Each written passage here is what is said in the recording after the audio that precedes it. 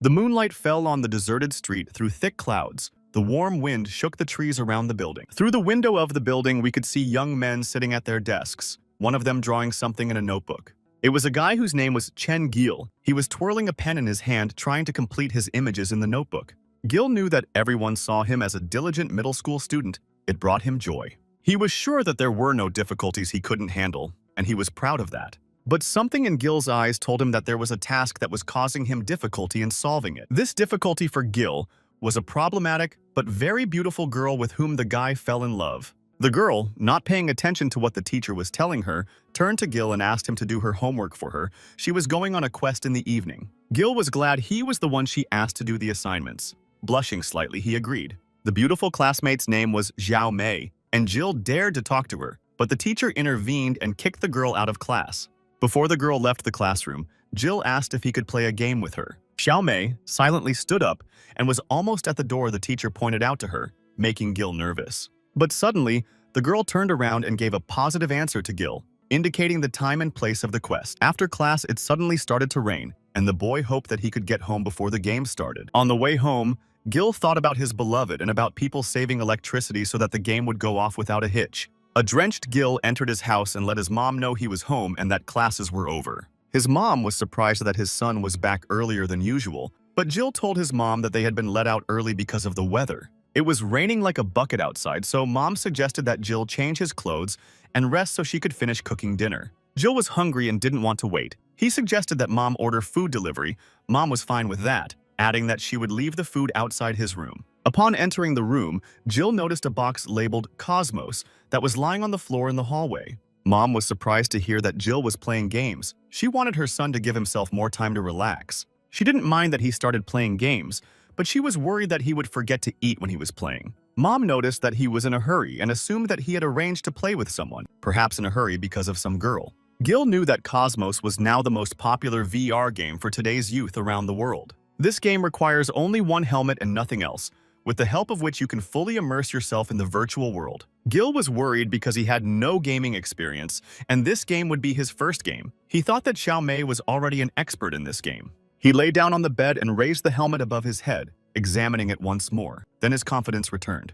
While he was looking at the helmet, he got a message on his phone from a girl inviting him to the game. Gil put the helmet on the charger so he wouldn't fall out of the game, put it on his head, and prepared to dive into the game. Jill was looking forward to meeting the girl he was in love with. It could be considered their first date. Unexpectedly, Gil felt the process of immersion into the virtual world through the Cosmos helmet. The loading process began. The first thing that Gil felt was the touch of his foot in something wet. In anticipation of what would happen next, Gil held his breath. Jill found himself in a room whose floor was made of squares.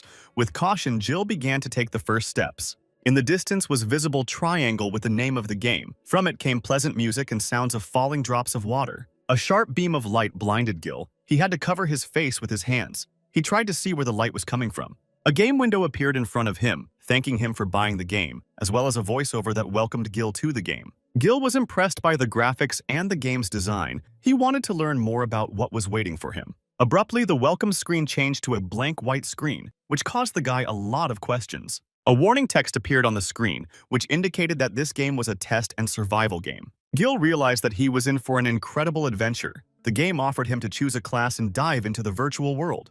He could not decide for a long time what class he would rather play. He remembered the words of the girl who mentioned Supporter. In the list of options offered to him, there was no mention of Supporta. Then Gil decided to choose what he liked, and he chose Hilaire. After selecting a class, Jill had to choose the clothes he wanted to play in. He wanted something official that Xiao Mei would like. Jill completed all the customizations and the game transformed him into a fancy suit that fit him perfectly. All the clothes on Jill changed very quickly. The guy was shocked at the costume he was wearing. The game showed Gil his new image, which was chosen by the guy himself. Strict black suit, perfectly suited for a date with a girl. The process of loading the game began. The guy was waiting impatiently for the beginning, but suddenly he heard that the weather had worsened, and it was necessary to turn off the electrical appliances. The weather took an unexpected turn. It started to rain heavily, which was accompanied by thunder and lightning. One of the lightning bolts struck right in Gil's house. The whole house was struck by sparks and bright light from the strike. The sky rose above Gil's house.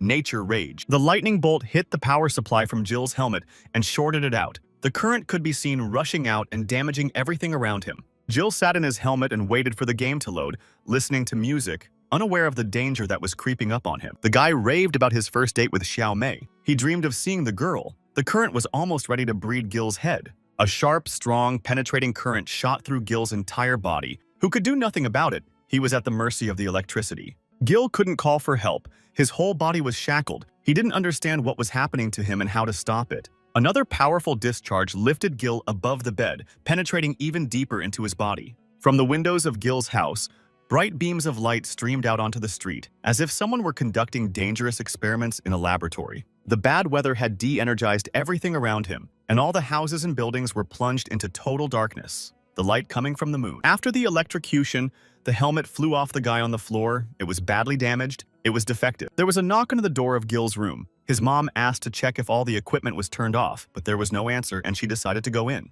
She was surprised to see that her son wasn't there, and from the light that came from the window, she found a helmet lying on the bed. The monsters who came out of the forest tried to scare their victim. They shouted, opened their mouths, waved their swords. The girl was terrified, surrounded by monsters. Her sword for defense was broken. She tried to give battle to the nasty creatures, but eventually she was surrounded. In desperation, the poor girl screamed and called for help, hoping that she would be heard and rescued from the clutches of the monsters. A bright burst of light distracted the monsters from the massacre of the girl. They could not understand what was happening, where the light came from. The sound of breaking branches came from the forest, as if someone huge was tearing through the trees, who was determined to get to the monsters. The girl looked up and saw that all the monsters had been killed by the beautiful hero who had saved her. She recognized her savior. It was Gil. Jill was scared and worried about Xiao Mei. He was sorry that he was delayed in traveling and let the monsters surround her. She was not in danger. The girl's eyes shone with happiness. She was amazed by Gil. Her hand touched his hand. He was a real hero to her. The girl reached her lips to Gil, softly saying his name. The guy excitedly said her name, and now their lips came together in a passionate kiss. Gil was puzzled and asked the girl to take her time in kissing him, her tongue literally licking his lips. He found his face drooling from the kiss. He opened his eyes and saw a nasty lizard in front of him kissing him. Gil jumped up, throwing the lizard off him. He shouted the girl's name loudly and couldn't believe he had dreamed it all. After sitting up for a while and coming to his senses, Gil realized that it was a dream, and he was kissing the lizard who was running away, eating a bug. Gil was shocked that it was all incredibly realistic, but it all disappeared in an instant. Gil began to look around. He found that there was a tingling sensation of electricity all over his body, but he liked the feeling. It was pleasant. He got up, walked around, looked around, sweat dripping down his face. It was getting hotter and hotter, and a thought came into his head about his whereabouts. Soon he realized that he was in the game itself. There were burning sands around him. A cave storm was coming. He was in the desert. Gil felt the scorching desert sun. He couldn't believe how realistic everything seemed. He thought his first time, the game was supposed to load him into a newbie village, but there was no one alive in the desert but him. Gil decided to text his favorite Xiao Mei and called up the game's hero search window. He entered a name and clicked search. After completing the search, the game gave a result that Gil didn't expect. A player with that name didn't exist. Gil was puzzled, as this could not happen. He was sure he had memorized her ID correctly. After trying a few more times, he decided to go to the newcomer's village, hoping that the girl was waiting for him there. He had been walking through the desert for hours now. His clothes were soaked from the heat, and the cape on his head did not save him from the merciless sun. Gil wanted to know how long he had to walk and where he was at the moment, so he called up the Cosmos map. Looking at the map carefully, Gil found that the village was not marked, or even there was no village at all. He thought he might have made a mistake from the unbearable heat. He couldn't figure out where he was and where to go next. The game gave him a notification that GM connection had started, and he had to wait. The loading took longer, and he couldn't get a connection to the server. Gil started to worry. A while later, a message appeared stating that Jill was outside the service area, which made him angry. Jill found out that there was no connection to the help desk either, which was suspicious and made him even angrier. He decided to do the math to find out how many milliliters of sweat a person produces on a hot day. This calmed him down. Gil came to the conclusion that he would soon be fainting and dehydrated. It was weighing on him heavily. He wanted to stop the game and quit so that there would be a chance to discuss the difficulty of the game with Xiao Mei. After Jill confirmed his desire to quit the game in the program window, a new notification popped up to inform him that it was impossible to quit the game. Jill froze in place, his eyes conveying the shock he was in. He couldn't believe that he couldn't quit the game. Gil kept poking his finger at the quit button, but to no avail. He thought it was a joke and continued to press the button. Instead of logging out of the game, the screen was flooded with notifications that there was an unauthorized exit. Their sound was deafening to the guy. Jill did not want to give up and poked at everything he saw on the screen. He realized that he would not be able to leave the game, and he almost resigned himself to it. After another unauthorized exit notification, Gil wondered what it could mean and how to solve the problem. Jill became nervous and angry. He thought he was locked in the game and would not be able to leave it. He did not know what to do in this situation. Unexpectedly for Gil, there was a notification about getting a new task. In a bewilderment, the guy did not know what it meant. On the screen with his task was all the necessary information for Gil. He still could not understand what awaited him and how to complete the task. Gil was desperate. He just wanted to play with the girl he liked. He thought he was cursed. The guy got really angry at everything that was coming at him. He hit the sand with all his might with his fist to relieve some of the stress. Gil calmed down and sat down on the sand. He tried every possible option to leave the game, but all was unsuccessful. He was frustrated and thought about the fact that he was stuck in the game forever, no chance of getting out. Jill got up and went without knowing where he was going, thinking that his faith in his own strength was fading as he spent time in the game. He caught himself thinking that this virtual world was very similar to the real one, and almost got used to the idea that he would never get out of the game. The heat was making Gil nauseous and a little dizzy, and he knew that if he didn't do anything about it, he could die. But he didn't want to die. He had never had such a desire to live. Thinking a little, Gil decided to seek water at any cost. Suddenly, a small pebble caught his eye, and Gil began to remember his grandfather watching a survival show, and there was a mention of this rock. He finally remembered that this type of rock is found close to a water source, and his eyes lit up with hope for the best. Gil assumed that the water would be found where there was a lot of shale, which was the name of the rock, and he followed the rock. After gathering his strength and resting a little, he decided to go to the source of life to drink water. Gil walked through the desert in search of water from the scorching sun. He did not look around him and did not expect danger. He just wanted to find water. But the desert, wild beasts had their own plans for fresh flesh, which was coming to them for dinner. Gil came to a rock he knew and decided to catch his breath a little so that he could continue his journey. He hoped that his journey would not be in vain and that his assumptions would be correct, or he would die. Gil heard the sound of a drop that had just fallen from a cave stone. It was the sound of hope. Gil stood at the entrance to the cave. He saw a bowl with a drop of water in it. He realized that he had done the right thing and he was about to taste the water. He was almost dehydrated. His mouth was dry and sweat was dripping down his face. He was getting closer and closer to the water. Gil was happy to drink the water. He completely immersed his head into the bowl and began to drink the water greedily. He drank it as if it was the last time in his life. It was the most delicious water. Gil could not quench his thirst. It seemed to him that the more he drank the water, the more he wanted it.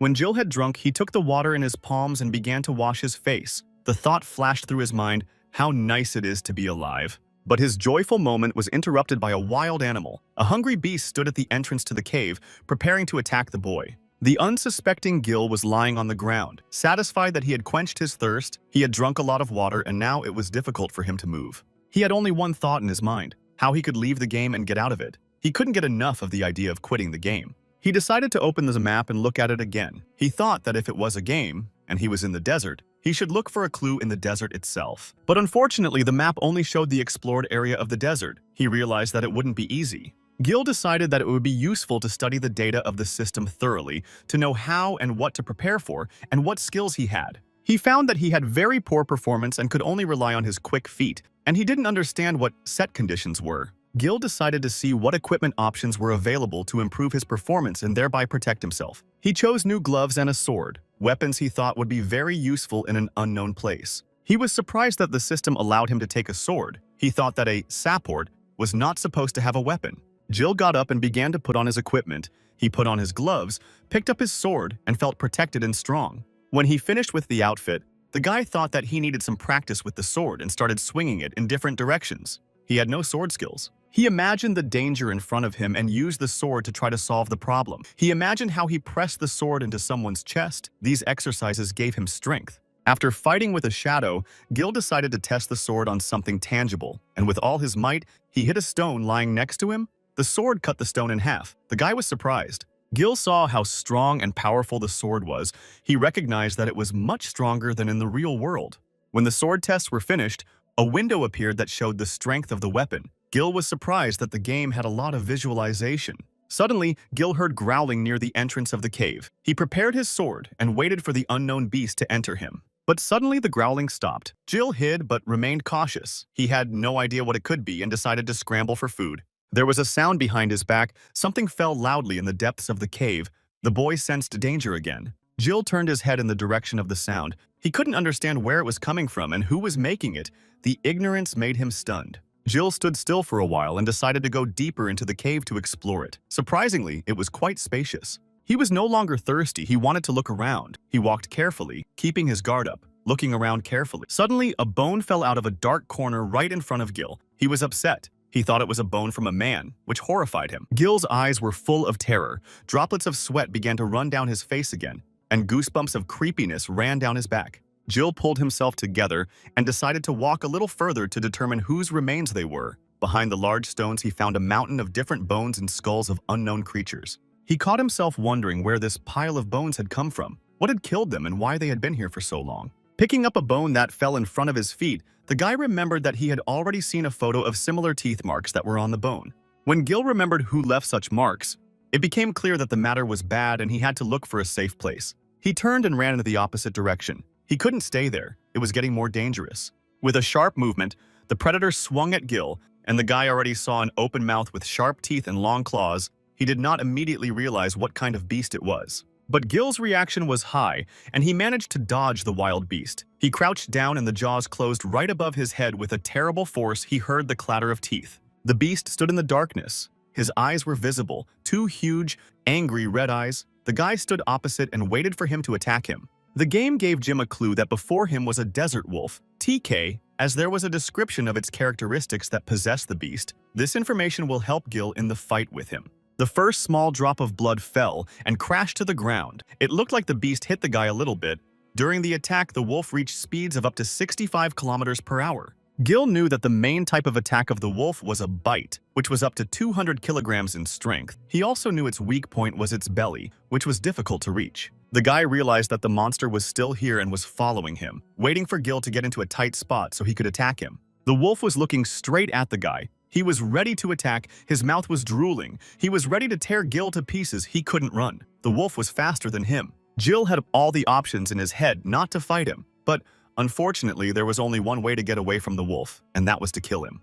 The boy slowly began to draw his sword to start the fight with the beast. He was sure that he could defeat the wolf. Gil knew that he couldn't lose. He didn't want to die, so he could see in his eyes that he was ready to take this hard fight. He swung his sword and let the wolf know that he was not to be underestimated, that he would be a difficult opponent and that his will to live was stronger than his fear. After a few attacks, Gil felt that something was going wrong. It felt like he was losing his strength, even though he wasn't attacking at full power. A system window appeared in front of him with a short notice, from which Gil realized what the problem was. It turned out that his health was running out. He needed treatment. Gil had a flashback to when he was in his first year of high school, a class that brought him joy. Gil had studied kendo and went to a club where he was the head of the kendo club. He was proud of himself for reaching that level. The guy spent days on end practicing with a wooden sword at the club. He was honing his sword skills. He wanted to be the best at it. In swordsmanship, it was important how you moved, so Gil practiced hard on his movements and stances. He already had several awards that he won in competitions. He was the youngest master in the country with a 6th Dan in kendo. His training was paying off. He knew he was doing it right. Many people did not understand why the guy was studying this kind of martial art, but the reason was simple. Once he watched a kendo competition on TV, he saw how other masters fight. The tournament had a positive impact on the choice of classes for the guy. Another reason why Gil chose kendo was his mom. In his youth, she was a fan of this sport and often watched it on TV with her son. She was obsessed with the star of the sport at the time, Kimura. She was happy when she saw him on the screen. After watching it, she always kissed me a few times on the cheek. Gil always remembered his mom bringing him to classes at an early age, when he was more interested in hanging out with other kids on the street. At first, he thought that kendo was easy. You just had to wear nice clothes and fight with your opponents, but it was more complicated than that. After Gil started to get involved in the training process, he realized that the movements in kendo are not simple, and in some places even difficult, but he did not give up. When he found himself in front of an opponent, it became even more difficult, because sometimes emotions were running high. Gil realized that he was getting excited. His heart was jumping out of his chest, his breathing was hitching. He had to pull himself together and calm down. At his first competition, the shroud of terror had enveloped him tightly, and at such moments his body had stopped obeying him and he could barely get it to move. Gil stood and thought that the source of all this horror was coming, and before he could finish the thought, he was attacked by the opponent opposite. Then the guy lost but gained valuable experience. He realized that the source of his fear was his own weakness, so he began to train even harder. Each training session was not easy for him. He wanted to finish, but reminded himself that constant work on himself is a constant overcoming of his laziness. That's why the guy spent all his free time in the dojo. He repeated each movement many times, while others were walking and lazy to do anything. At times when he was constantly losing, he knew that he could do better and continued to improve himself in sword technique. The constant exercise in the dojo was necessary, and without the injuries that accompanied him all the time, both in training and competition. The sword was always in his hands, and he continued to make sword swings even when he had almost no strength left. This continued until Jill was successful. When he became a master with a 6th Dan, his training was not in vain. Gil knew that in the world where the law of the jungle reigns, you need to be in perfect mastery of weapons. You never know what lies ahead. The guy always thought that it was impossible to predict how terrifying your next opponent would be, so he practiced a lot. After all the memories that had been triggered by the wolf's appearance, Jill decided it was time for a battle. Jill swung his sword once more to attack and again thought that he shouldn't underestimate him. He was a tough nut to crack. After attacking the wolf, he couldn't understand what was wrong, why his attacks didn't work. But then suddenly the wolf approached him, and now he was already conducting his attack. He hit Gil with all his might with his tail. From such a strong blow, Jill flew into the wall, from which he received a lot of damage. The blow was so strong that the stones from the wall fly in different directions. Jill began to rise and laugh loudly. Hysterically, he did not see the moment of the attack and did not have time to dodge or defend himself from it.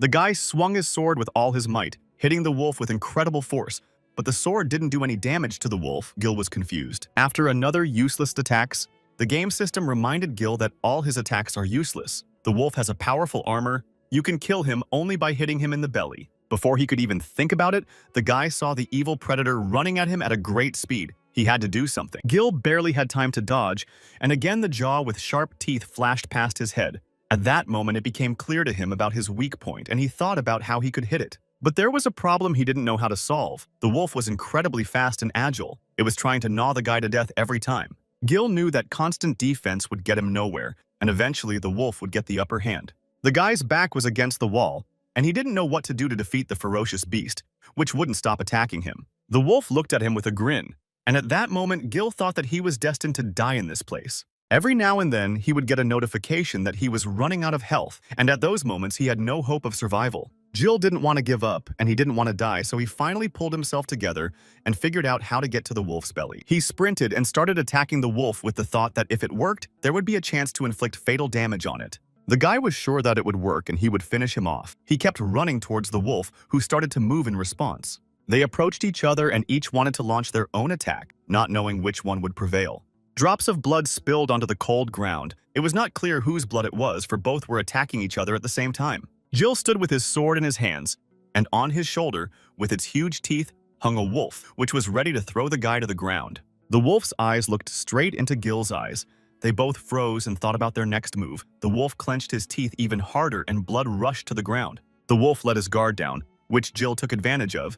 He thrust his sword right into the wolf's belly, piercing it through. Almost exhausted, Jill finally successfully reached the wolf with his attack. His plan had worked. He was glad of it. As the wolf fell off the dead wolf, Jill realized that he had the victory. He had more confidence in his own strength. Jill deliberately let the wolf bite him. He had no other option to get to the belly, and this plan worked perfectly. Jill was starting to like the game. After the fight, a notification screen appeared. The desert wolf was defeated.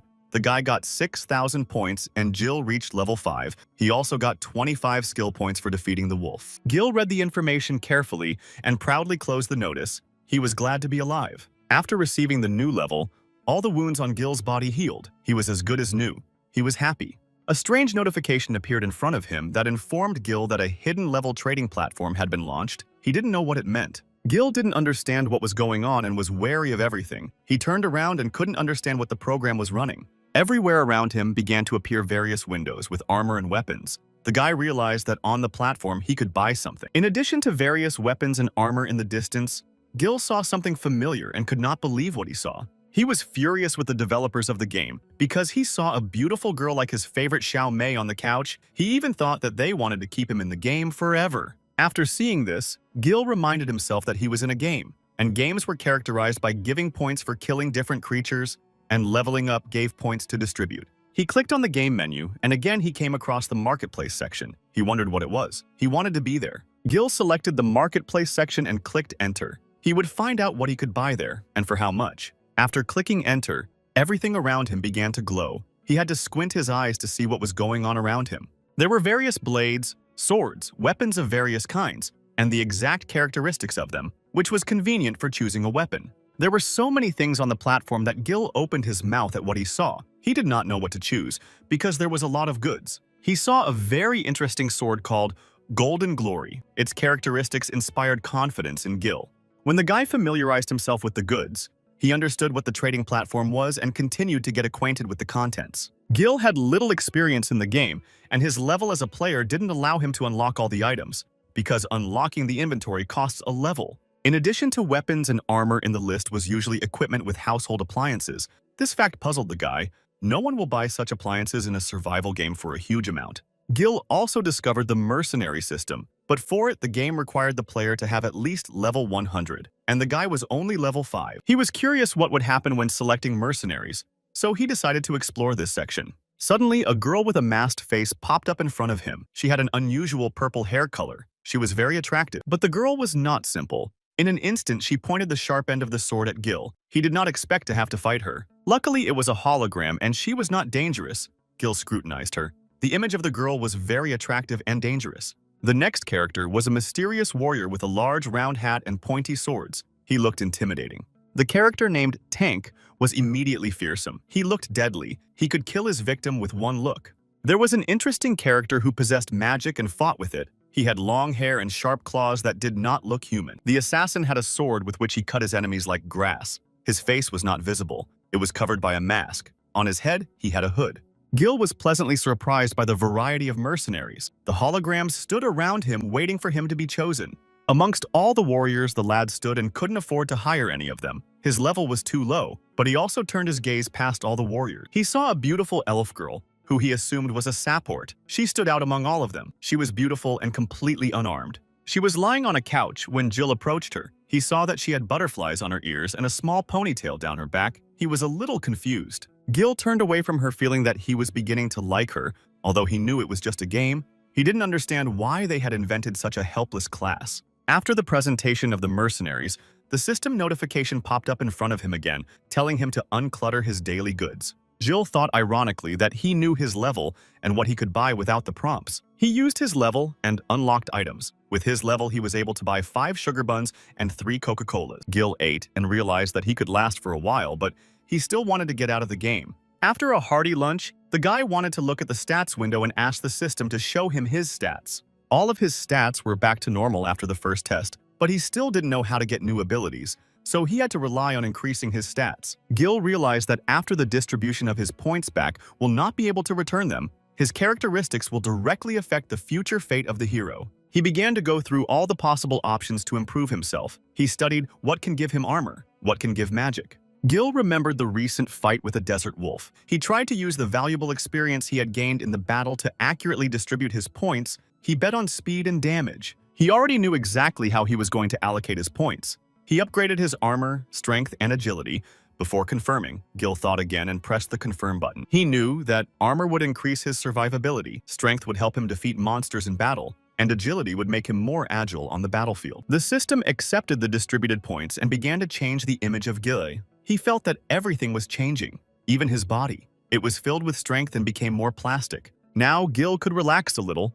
He felt a pleasant strengthening of his whole body. He was ready for new adventures that awaited him ahead. As soon as all his transformations were over, a pack of desert wolves were already standing at the entrance to the cave waiting for him. Now he was ready to fight them. Gil was glad that he would be able to test his pumping results and began to draw his sword, preparing to attack. As the wolves rushed to attack, Gil went to meet them. He was sure that today he would destroy their den for good. The first wolf that approached, he chopped off the top of its head without much effort, and with the first blow, it was much stronger. Gil noticed that, unlike the last fight, his current level allowed him to damage wolves despite their strong armor. It was noticeable that his sword skill had improved with the increase in stats, and Gil had no doubt that he could easily deal with the wolves. One by one, Gil killed a wolf. He was happy with his new power. He wanted to fight and destroy wolves more and more. With each new kill, his level increased. The wolves became less and less, and Gil quickly dealt with them. After killing the last wolf, a system notification window appeared. Gil reached level 15 in the fights. got 24,000 experience points and 75 points to distribute to his characteristics. Gil was pleased with himself. He concluded that with an increased level, kill monsters much easier and faster. After finishing all the things in the cave, the young man hurried to the exit. It was night outside, the sky was sprinkled with stars, and the path of the guy lit up by the moon. Gil made a supply of water and food, and decided that while the desert was cool, it was necessary to search for a way out of the game. Not far from the cave, the road was strewn with the corpses of wolves. Not only were they killed, but there were traces of the beasts eating. It all looked eerie. Gil leaned over one of the corpses and wanted to understand why they were all dead, what had killed them, who was capable of such a thing. Not far from where Gil was, something had killed a wolf again. At an incredible speed, the guy didn't even notice it. He reached for his sword, thinking that he would be attacked soon. He tried to see the enemy, but he still couldn't. When the monster stopped killing the wolves, Gil saw him in the moonlight. He was standing on a low mountain. He looked like a man. He had fresh corpses of animals in his hands. Their gazes crossed. They both couldn't understand who was standing in front of them. They were confused. The creature saw all the information about Gil, his abilities, his characteristics, what weapons he used in battle. Gil raised one of the killed wolves on his sword. He was shocked by the way they were killed. It was as if the wolves had been sucked out of him. The guy realized that he was wrong, and to kill wolves in this way can only be another monster that knows no mercy. It was clearly not a man. Gil did not give rest to this thought. He did not know what was ahead of him, and whether he could survive in battle with the unknown. Everything around him was getting very strange. Gil was already confused in his thoughts. He was confused. He was almost certain that he had seen the silhouette of a man. Judging by the corpses, there was someone there. He just disappeared, as if he was not there. Gil's thoughts flashed one after another. He assumed that he too was stuck in the game like himself. He needed to track him down. Gil picked up the wolf again and concluded that there was no blood left in the wolf's corpse. It was as if it had evaporated in the sun. He didn't suspect that he was being followed, that the other monster was following him. It moved silently and very fast. It was impossible to catch it in the dark. Gil was trying to figure out if the player could have resorted to such atrocities. It didn't seem like something a human would be capable of. He realized again that he was mistaken and thought completely wrong. To kill in such barbaric ways, another person could not. There was a very loud sound, a system notification alerting Gil to something. Danger was coming towards him. Gil saw that in the darkness behind his back, something was attacking him very quickly. The guy swung his sword with a sharp movement of his hand. There was a drop of someone's blood on the tip of the sword. Gil thought he had time to attack him first and damage him. Right in front of him fell something that looked like a tentacle, which he successfully cut off. It continued to wriggle even in this state. Because of this attack, the strength of his sword was 25%. It looked like this creature had strong armor. It was finally clear that the wolves were not killed by a human, but what killed them, it was as if it did not know fear. It only wanted to kill. The monster's legs were visible from the darkness. He was in no hurry to show himself fully. He liked to operate from the darkness. But in the light of the moon, Gil was able to see almost all of the killer. Only his face was not visible. Finally, Gil saw his face, huge teeth, and a wide mouth. He had 2 pairs of tentacles on his head. He was a class above Gil. Gil was in a fighting stance with his sword in his hands. The monster raised his arm. Gil saw that in that attack he had cut off his arm. The guy immediately noticed that the battle with the wolves and this monster would be different. The monster was stronger than the wolves and it would be difficult to fight him. Gil nervously thought that if his characteristics had not increased after passing the first level, he had little chance of winning. The monster managed to damage Gil's ribs. He would have been dead if he hadn't leveled up last round. The monster just stood there watching the guy. He didn't say anything or do anything. He raised the arm that Gil had cut off, and a new arm grew in place of the old one. It had a regeneration ability. Defeating it was becoming a problem for Gil. He was stunned by one of the monster's abilities. Now, the system gave a clue to Gil. The monster in front of him was a monster whose name was Wandering Apexer, but it was not known what level he was. When his arm was fully restored, the monster was fully ready to kill Gil. It kept looking at him, instilling fear in him. The monster lived in this desert. He possessed perfect speed. In the desert, he is the top of the food chain, tries the monster with the blood of living creatures. To Gil, the monster was the most real threat to be killed. He realized he couldn't hide if the apex came out to hunt. The monster wasn't doing anything. He was just watching the reaction to his presence. Gil was ready to meet different monsters, but the summoner was on another level. He realized that its chilling power could dispel him very quickly. He had to think of something to prevent the fight from happening. Gil couldn't shake the power he saw. He took control of his body. He was nailed to the ground. The situation was getting more and more dangerous. It was the first time in his life that the guy had ever experienced such intense terror. The vertex was the most important danger that Gil didn't want to fight. Soon he realized that he was being hunted. His whole body was maximally in tension. He could not control it. The hunt began. The monster, with incredible speed, began to run at Gil, who was still confused, but the sword was in his hand at the ready. It was obvious on Gil's face that he didn't know how to defeat him, and the monster had already started his attack. Dazed with fear, he continued to stand still. The hand of the summit was already near Gil. He was ready to grab him and drink all his blood to the last drop. Unexpectedly for the monster, Gil managed to dodge the attempt to grab him. In a moment, he seemed to be as fast as the summoner. At that moment, Gil decided that he would give the fight. Despite the odds being terribly slim, he tried his attack. Gil jumped on top of the monster and he was already flying at the monster with his sword above his head. The fear gradually faded away.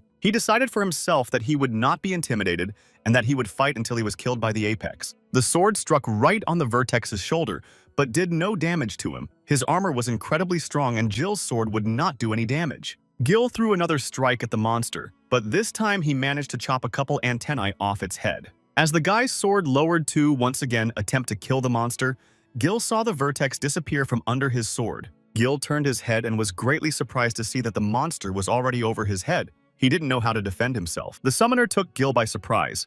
It struck the guy in the face. At breakneck speed, the guy didn't even see the moment of impact. The monster hit Gil with such force that he was thrown far into the desert. After such a blow, the guy could die immediately. Gil hit the ground with more damage. He was powerless in this situation. He only had to wait and hope that he would not die. The guy could not slow down his fall. The speed was too high. Then he came up with the idea to use his sword. Gil stuck his sword into the ground, which slowed down the speed of his fall, but he was still flying on the ground. He managed to get to his feet with his sword so that he would take less damage from the vertex strike he received. He managed to come to a complete stop and catch his breath. He was amazed at the speed and power of the blow that the monster had successfully delivered. Wiping the blood from his face, Jim realized the speed the system was telling him about, but he didn't want to give up.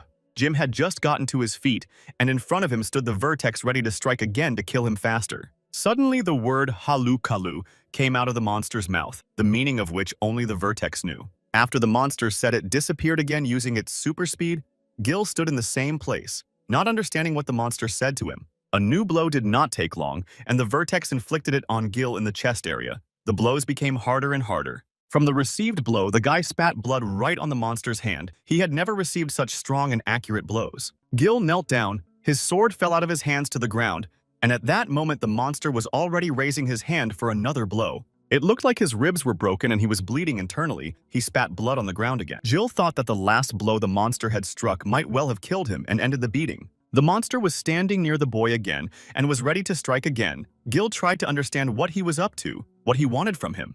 The Supreme stood calmly and did not utter a single sound. He was enjoying the process of destroying the guy. He, with surprising calmness, hit Gil again for the third time and again very hard, so that Gil again flew a few meters away. Gil was trembling from the blows he had received and the damage he had done, and he didn't know how to fight back. Gil crouched down beside the trembling Gil, his sword in his hands, and he said the word halu-kalu again. Gil was shocked. He couldn't believe that the monster himself would dress him, his weapon, but why would he do that? The Supreme raised his hand, as if he wanted to show Gil, who was still lying on the ground in bewilderment. Putting his hand on the back of his neck, he tried to convey something to Gil. He didn't quite understand what the monster wanted from him, but the gesture was familiar to him. The summoner held out his sword to Gil. He didn't attack him anymore. He didn't understand what was going on and why the monster was returning the weapon to him. It all reminded Gil of a cat playing with mice, catching a mouse. The cat is not in a hurry to eat it. He didn't trust the executor, thinking it was a game. Gil concluded that this monster was playing a game with him so that he wouldn't kill his victim at once. The usual killings bored the mastermind. Taking his sword in his hands, the monster immediately grabbed the guy by the throat and lifted him above him. It was a surprise attack he wasn't ready for. But things were not easy for the Supreme. Gil was not going to become an easy prey. He was going to fight back against the assassin. Now Gil was striking the monster with his sword. His whole body was filled with power. He felt like he had a second breath. A thick cloud of smoke rose over the desert. It was visible even from the farthest corners of the desert. It was clear that there was a battle going on. The Supreme reflected Gil's attack and counterattacked him again. Gil was lying on the ground and didn't know where to find his weak point. After this attack, the strength of the sword was already 80%. The monster surpassed Gil's speed by many times. He couldn't keep up with him. Normal attacks are not enough for him. He can't be killed with this. Hovering over the lying guy, the monster grabbed him by his shirt and was lifting him again above his head. The summoner kept playing with him like a mouse. Gil watched him and couldn't figure out the vertex's next move. He was preparing to fend off the attack. Now Gil was preparing for the worst. Suddenly, the monster spoke in human language. He only said one word, but Gil understood it clearly. He said human and was silent again. Gil was shocked that such a creature could talk. He had hoped it could understand human speech. The Supreme began to speak again. He thought the human was as weak as a parrot, that he was superior to it in everything. Gil listened to the sentence to the end and did not tolerate the mockery of himself. He chopped off the hand of the Supreme. He was ready to prove him wrong. After the successful attack, Gil released himself and bounced a safe distance away from the monster. His words made Gil angry. In his anger, Gil told the summoner that he was as ugly as an insect. He had shit in his head, and he wanted to knock it off the summoner's head. The monster looked at his severed arm. He didn't care about it. He was calm. Nothing bothered him. He was the top of the food chain. His arm grew back after a while and was just like before. The apex was curious. The last time he had seen humans was 100 years ago. Gil found the monster quite entertaining as well. He wasn't going to obey him, not even under threat of death. The boy raised his head and smiled at the monster. It had been a long time since he had felt his blood boil. He loved the feeling. Gil realized that his family, his friends, his whole past life was very far away from him, that he needed to abandon himself here and now. He had no right to die in this game. He gained determination. His body was once again covered in a bright light. He was getting stronger. Gil wanted everyone not to give up hope that he would return.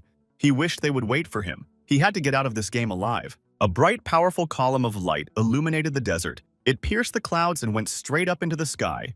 What caused it was unclear. The Supreme covered his eyes from the bright flash and saw Gil in that light, who was filled with a power unknown to him. Gil was unstoppable. He felt the influx of new energy flowing through his body. It was a pleasant sensation. When Gil's transformation was complete, the game system gave a notification that he had activated the will to fight. It was a special blessing from the goddess Latona. This gift increased all of Gil's characteristic by 100 points. He was now much stronger than before. Gil brought his sword above his head. He was filled with power that was bursting out. He wanted to deal with the summoner as quickly as possible. Gil's transformation was appreciated. He saw him as a rival who could fight him and who had the power to do so. Before he could speak, Gil was already approaching the summit. His new speed shocked the monster. He was as fast as he was. Gil tried to hit the summoner as fast and hard as he could. His new characteristics gave him hope for a successful attack. He hit him. The blood breezed in different directions. His attack hit the target, and now he was bleeding out. Gil, despite his success, kept his eyes on the monster. He couldn't relax. Even after he bled the monster, he remembered its regeneration. The guy began to chop with the sword of the vertex. He gave it many blows, which came exactly on target. In one of the attacks, Gil's sword broke into hundreds of pieces. The system notification didn't take long. The weapon's durability was 0. No further use was possible. Gil threw away the hilt of the sword and began to retreat from the monster. There was nothing to attack with, and he did not want to get into the clutches of the monster. He retreated. Gil retreated, just so that he could gather all his strength in a fist. He was again near the vertex and gave him a powerful blow with his fist, right on the face of the monster. The force of the blow was incredible. The vertex flew away as if it had never existed, and now it was forced to defend itself against Gil's attacks. Gil was determined to change the perception of the human race that the monster was convinced of. Rushing to the place where the apex had fallen, when the dust cleared, Gil found that the apex was not there. It had disappeared. But the speed of the apex was incredible. He had deliberately let himself be damaged to test Gil's strength. He was already behind the guy. His attacks didn't kill the monster. Realizing that he had the vertex behind him, Gil felt that he was trapped. The vertex attacked the guy while he was trying to understand how he managed to come to his senses so quickly. Gil tried to get up again and again to continue the fight. The vertex approached him and said what he had said earlier, that the man was like a parasite to him. With sadness on his face, it was clear that he could not be defeated. Even after improving all the characteristics, it was not enough. Suddenly, the summoner rose above the sitting Gil, high into the sky. The boy was at his feet. The monster had the ability to fly, which was even more of a problem. The summoner wanted to end the fight. He had had enough of his victim. He raised his hand. In the palm of his hand was a sphere of energy. The monster used his technique and summoned an even more terrifying monster that should put an end to Gil. Such power the guy had never seen in his life. The Supreme was sure that now he would massacre Gil. He stretched out his hand and was already saying goodbye to the guy. He aimed all his power at Gil, who still couldn't get away from the last attack. The monster was sure that he wouldn't miss. Gil raised his head and saw that the monster had directed an attack at him. He had to do something about it or he would die. There was a huge rumble across the desert. The attack reached the earth and hit Gil. It was not clear if he had time to get back. The attack hit Gil's body with thousands of needles. It was one of the most powerful attacks of the Supreme. There was little chance to survive. Jill fell to the ground. He had no strength at all. The life was slowly fading in him, but he still wanted to say something. Bleeding, he couldn't believe that he would die in this game at the hands of the mastermind. He wasn't ready for it. After a while, a system notification appeared. Jill's health points are 0. The player is dead. Not realizing what was happening, he heard the voice of a girl who was glad that he came to his senses. Jill woke up and came to himself and saw in front of him a beautiful girl who was holding a laundry basin. Gil did not understand what was happening. The girl turned around and hurried to the door. She shouted to her grandfather that the guy woke up. Suddenly, Gil remembered that he was dead, but now he was fine. He had a lot of questions about what it was all about. Gil continued to sit on the bed trying to understand something. His heart was pounding in his chest at an incredible speed. He was excited. He exhaled deeply. He was trying to calm down. He realized that he had dreamed the whole thing. Jill couldn't tell if he was alive or if it was all an illusion. He was tormented by this question. Gil looked out the window. He thought that he had managed to get out of the game. He liked the feeling of freedom. He was glad.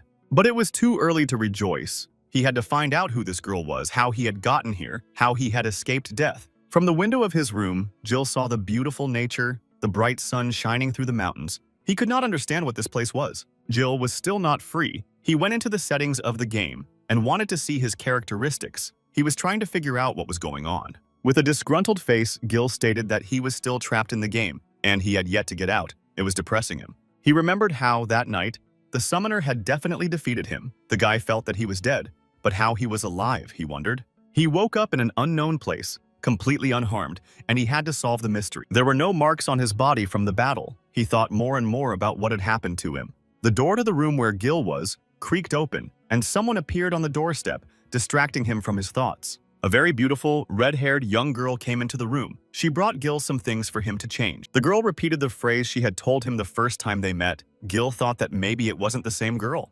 He was back on the bed sitting in the same position, and everything was the same as the first time they met, but it looked strange. Jill said hello to the stunning stranger and told her that he had just woken up, although it seemed to him that it had all happened before. The girl didn't answer anything. She turned around and headed for the exit, calling her grandfather and telling him that the guy was awake. Gil didn't understand what was happening, why everything was happening again. He thought for a moment that he was in a village of fools. At that time, a man was working in the rice field. He was carefully, leisurely. He walked bed by bed. He did not think about anything else. He was a man with long gray hair. His whole body was covered with scars. It was obvious that he had spent a lot of time fighting. He did not hear what his granddaughter shouted to him. He asked her to repeat the words again, but he listened to her carefully. Between the young people, at that time had already started a dialogue. He told her his story, but because of the screams of the grandfather, the girl had to ask Gil again.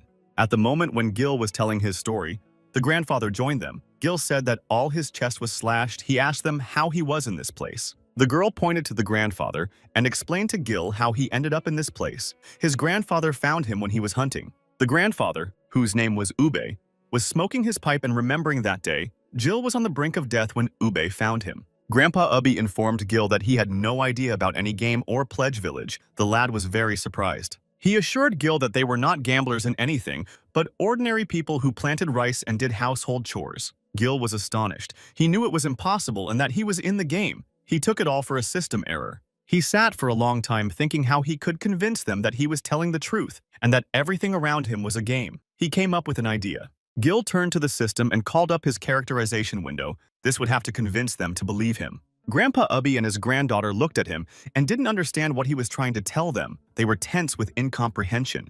Jill began to explain to them how the taskbar worked. He assured them that he had a map. He showed them everything he knew. While Gil was waving his arms around, the granddaughter and grandfather thought he had hurt his head. They couldn't see anything Gil was talking about. The guy thought the room wasn't getting a signal. The id with his beloved's name on it wasn't searching. He realized he was cut off from the outside world and there was nothing he could do about it. He was angry again. He was doing his best to leave the game, but he didn't know how to do it. No ideas came to his mind. Gil started hitting the taskbar out of sheer frustration. He couldn't be in the game anymore. He wanted to go back home. He wondered if anyone had managed to leave the game, what they had done for it. He hoped their experience would help him. After listening carefully to Gil, his grandfather turned around and was about to leave. Pulling the tube out of his mouth, he informed him that no one had ever managed to leave the game. In anger, Gil started to question the old man, how he could know that it was impossible to leave the game, how they were here. He needed information. The girl, after a little thought, decided to tell him their story. A few years ago, they killed a dragon on the mainland, and at that moment, they were struck by a lightning strike. After the strike, they found themselves in this word place. The grandfather knew that they were in the desert. Anything and anyone could be here. You can get out by getting to the temple of the Kaibri. The girl told Jill amazing things. She told him the legend that the desert had no end. It was immense. She wanted to warn Gil that countless people had gone in search of the temple, but none of them had returned. The people who were in the game gradually abandoned the idea of searching for the temple. They did not want to die and left to live in the game. Gil listened to them carefully, but he didn't want to stay living here. He wanted to go back to his world where he was happy. Ubby put his hand on Jill's shoulder and told him that every year new people appeared, but no one had ever left. Leaving the room, Ubbe gave the young man some advice. He advised him to gradually come to terms with this reality, adding that later his granddaughter would show him the town. Ubbe and Sally, that was the girl's name, left Gil alone with his thoughts. He was sure he was still in the game. He had seen such plots often in the real world. An unexpected notification from the system distracted Gil from his thoughts. He didn't immediately realize what the system wanted from him. He had a new task. When he opened the notification, he saw that he was waiting for Ul's payback for the early death of Kaibri. He didn't know what it meant, but he had no options. He just had to accept the task. Gil read the terms of the assignment. He had to find and break the seal that restrained the god of Kaibri. It was the seal that saved Gil from the summoner. The guy was furious. The conditions that considered the task completed were unrealistic. He was required to find the temple, kill the monster Nabris, and free the Kaibri. But the reward for completing this task calmed Gil down. He had a chance to free himself. The reward was a key that would help him leave the desert. Gil left the room outside and came to Sally, who was sitting on the grass. He told her about the task and that he didn't know how much time he needed to do it. The guy talked to the girl, turned around, and went to think about his new assignment. He knew that it would be very difficult to fulfill it. Leaving, Jill thought that he had already died once, and it didn't matter what was ahead of him. He went on a search. Jill came to a field where there was no one. The tall green grass was developing in the warm wind. The sun was warming the ground. The guy wanted to be alone with his thoughts. He lay down on the grass in the shade so that the sun would not blind him. He opened his features and started thinking. He had a goal, and he would try to reach it. Gil was going over the terms of the task in his head. He was putting everything in order. He wanted to know where to start and what could help him accomplish the task. He was lying down and setting himself up for the task. He had one thought in his head, that when the time came, he had to find a way to get out of the game. The guy was in no hurry. He was enjoying the warm day. He needed to distract himself from negative thoughts, but from far away he heard someone calling his name. Gil got up from the grass to see who was looking for him. He saw Sally running towards him. Apparently, she wanted to talk to him again. The girl came running to him and asked him a few questions. She couldn't understand why he had run away to this place. She had spent half a day looking for him. Gil apologized to her for spending so much time looking for him. He had nothing to do and wanted to go for a walk. The boy got up,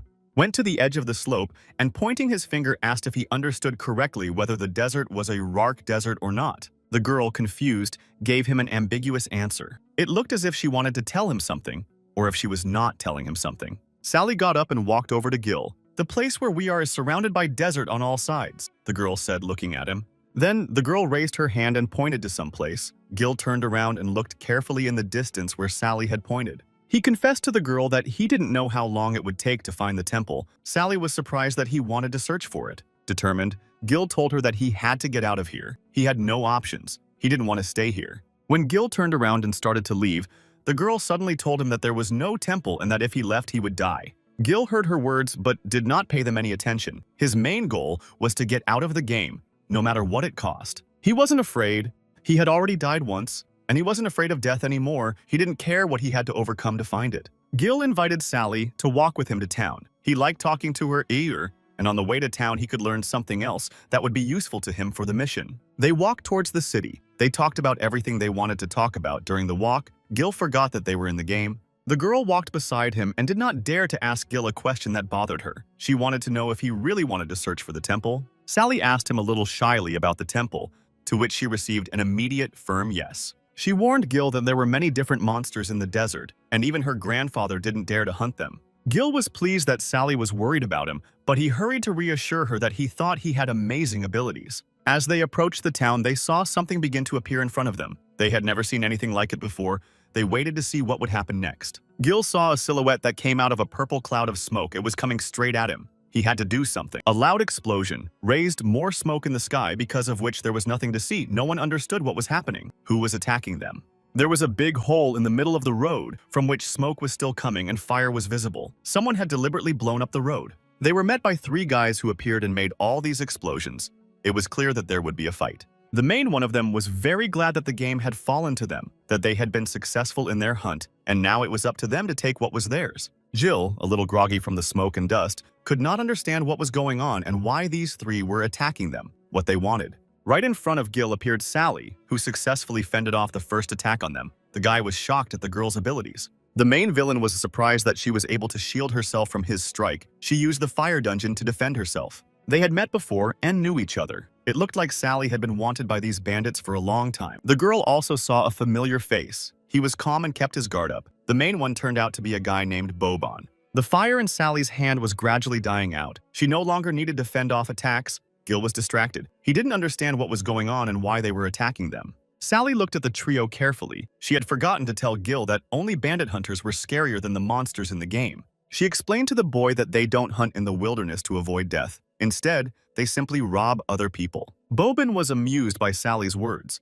He made his living by killing ordinary people. He stood there laughing for a long time. 2 swords appeared in Boban's hands. They looked very intimidating. He wanted to finish them both off and make some more money. Gil had never seen such abilities before. He was curious what they were and how to defend himself against their attacks. Boban pointed his sword at Sally. He reminded her that last time she had managed to escape into the desert, but now things would be different. Sally was ready for battle. She began to show off her power. She would make them think twice before attacking her. Before attacking, the girl turned around and asked Gil to go home and look for Grandpa Ubi. She didn't need any help here. She was sure she could beat them. Boban was a confident guy. He knew that Sally's attacks wouldn't do him any harm.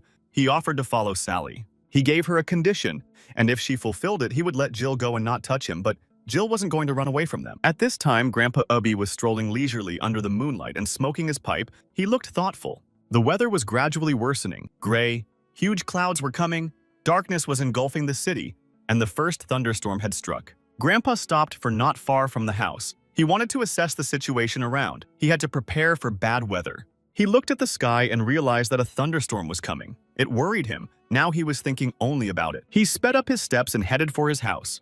It was not safe to stay outside. It was very serious. Walking up to the house, the old man thought that Sally's granddaughter, looking at how long it had been, should have gotten home by now. Sally and Jill were still trying to get away from Boban, who wouldn't let them go without bringing the old man to help them. Boban kept saying that Sally's spells would not work against an opponent like him, so he called her back to him. His condition was simple. Sally must go with them. Then he would not touch Gil. These words did not please Gil.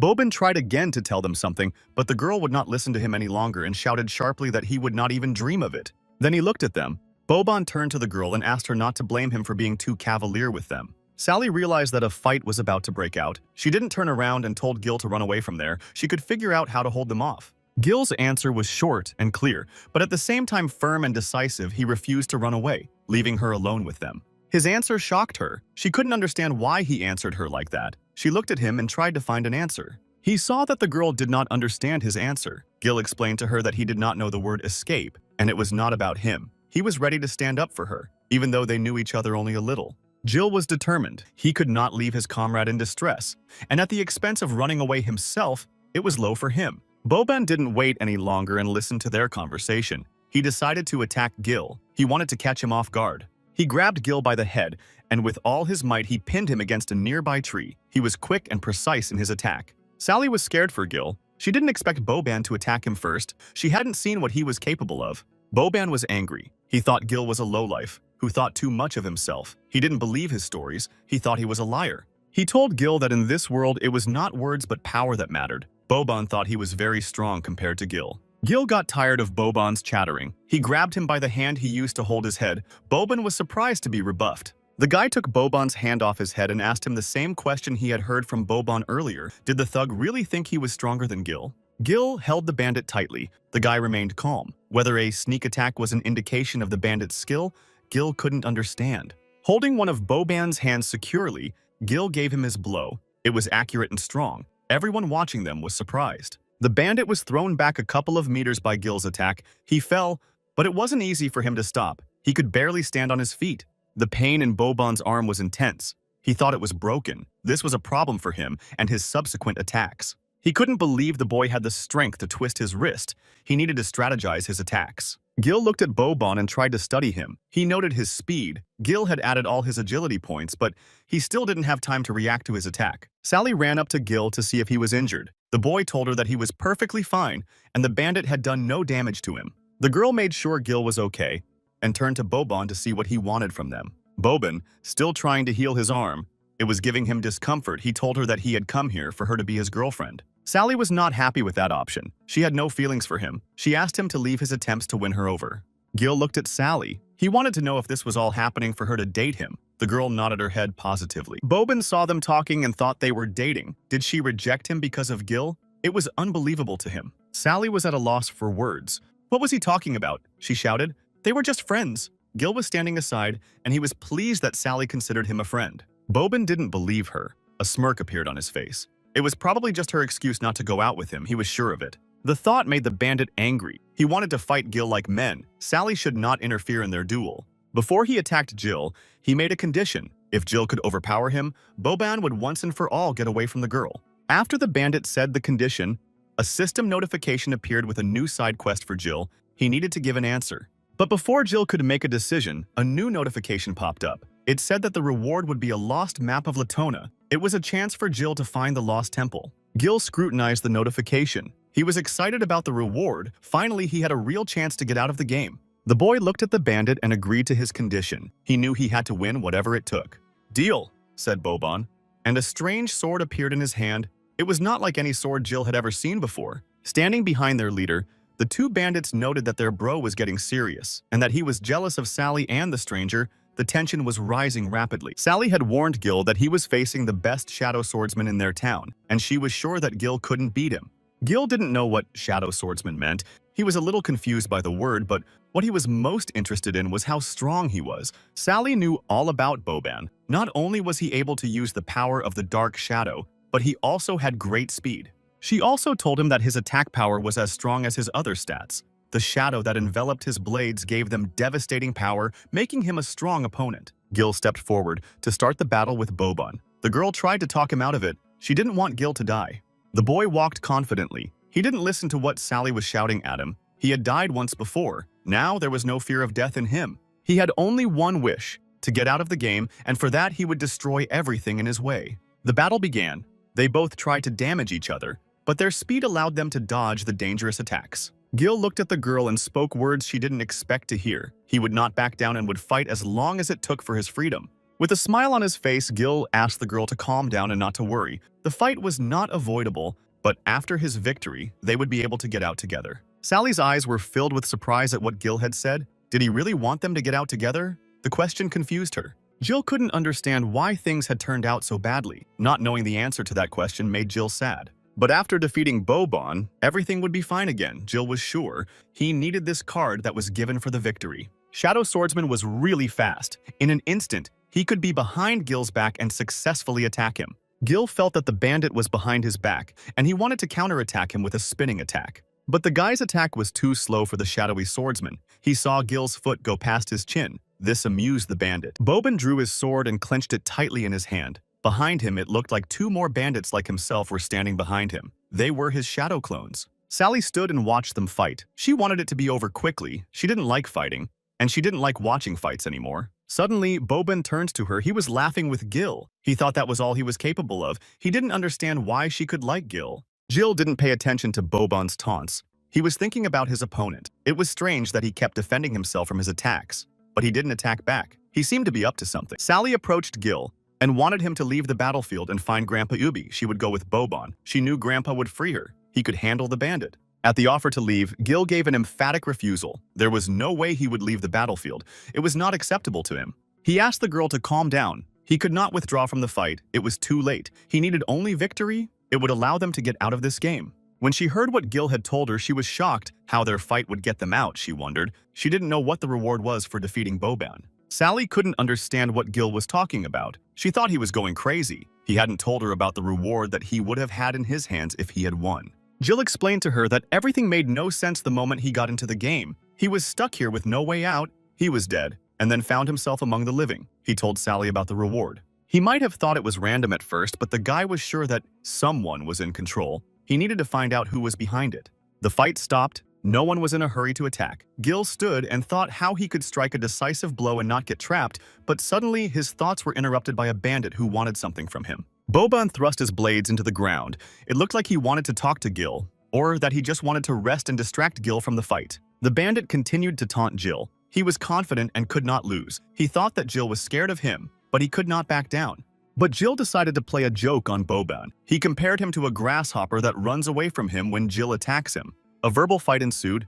They tried to throw each other off balance, but there was no result. Boban was bored with the fight. Smiling sinisterly, he noticed that Gil had no weapons. Even though Boban was the bandit, he wanted a fair fight. Because the girl he was in love with was at stake, he wanted to impress her. He threw one of his swords at Gil. It was fair, Boban thought. He didn't see the guy as a rival anyway. He thought he was the best swordsman, so he was going to lose. With a deft movement, Gil caught the sword. Now the chances of victory increased for him. With the sword, Gil felt even more confident than before. The fight was getting more and more interesting. Boban didn't want Sully and his charges to think that his victory was unfair. It humiliated him. He kept smiling wickedly. Boban's underlings, who were standing behind him, noticed the seriousness of their boss's intentions. They did not doubt his victory. They admired the nobility of their leader. Sally was surprised by Boban's action. She had never seen him act honorably before. It came as a complete surprise to her. Gil stood and taunted the thug. He wanted to seem like a decent guy, but Gil still remembered his slap from the sneak attack, so he was always on guard. There was already more of a verbal altercation going on between them. As if they were two teenagers, Boban denied his foul attack. He was acting emotional at that moment. Gil was sick of words.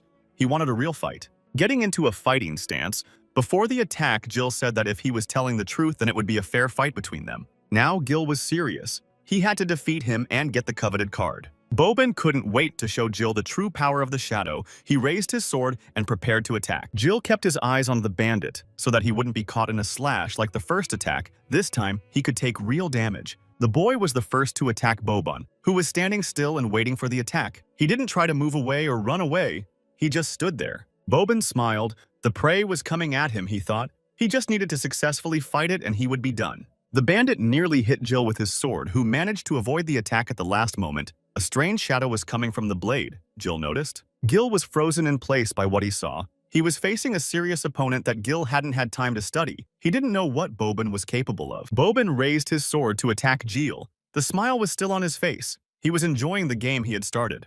Gil reacted in time and blocked his opponent's blade with his sword above his head, sparks flying from the clash of the two swords. The guy was holding back the bandit's onslaught. Swinging his sword, he tried to keep his eyes on his opponent to avoid cancerous mistakes. He couldn't be killed.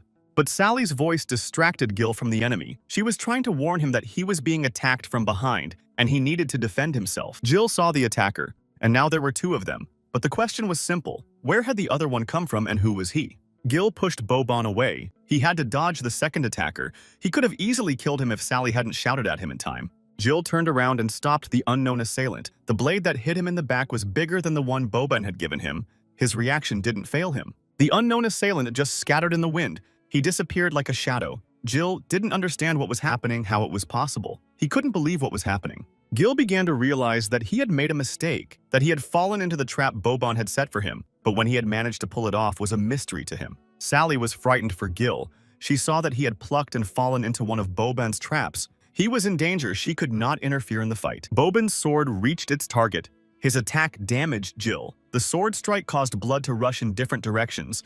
Gil needed treatment. Gil laughed at the fact that he was so easily trapped. The bandit had taken down 300 health. He still had 700 health left. If his health reached the 300 mark, he would automatically lose. Drops of blood were still falling to the ground from Boban's sword. He once again offered a surrender to Gil, who was in no hurry to get up. He was catching his breath. The bandit was sure of himself. He told Gil that he had no chance of defeating him, that he would only lose ignominiously. Gil knew he couldn't give up. He couldn't let go of this chance to free himself. He was already on his feet. He was badly wounded.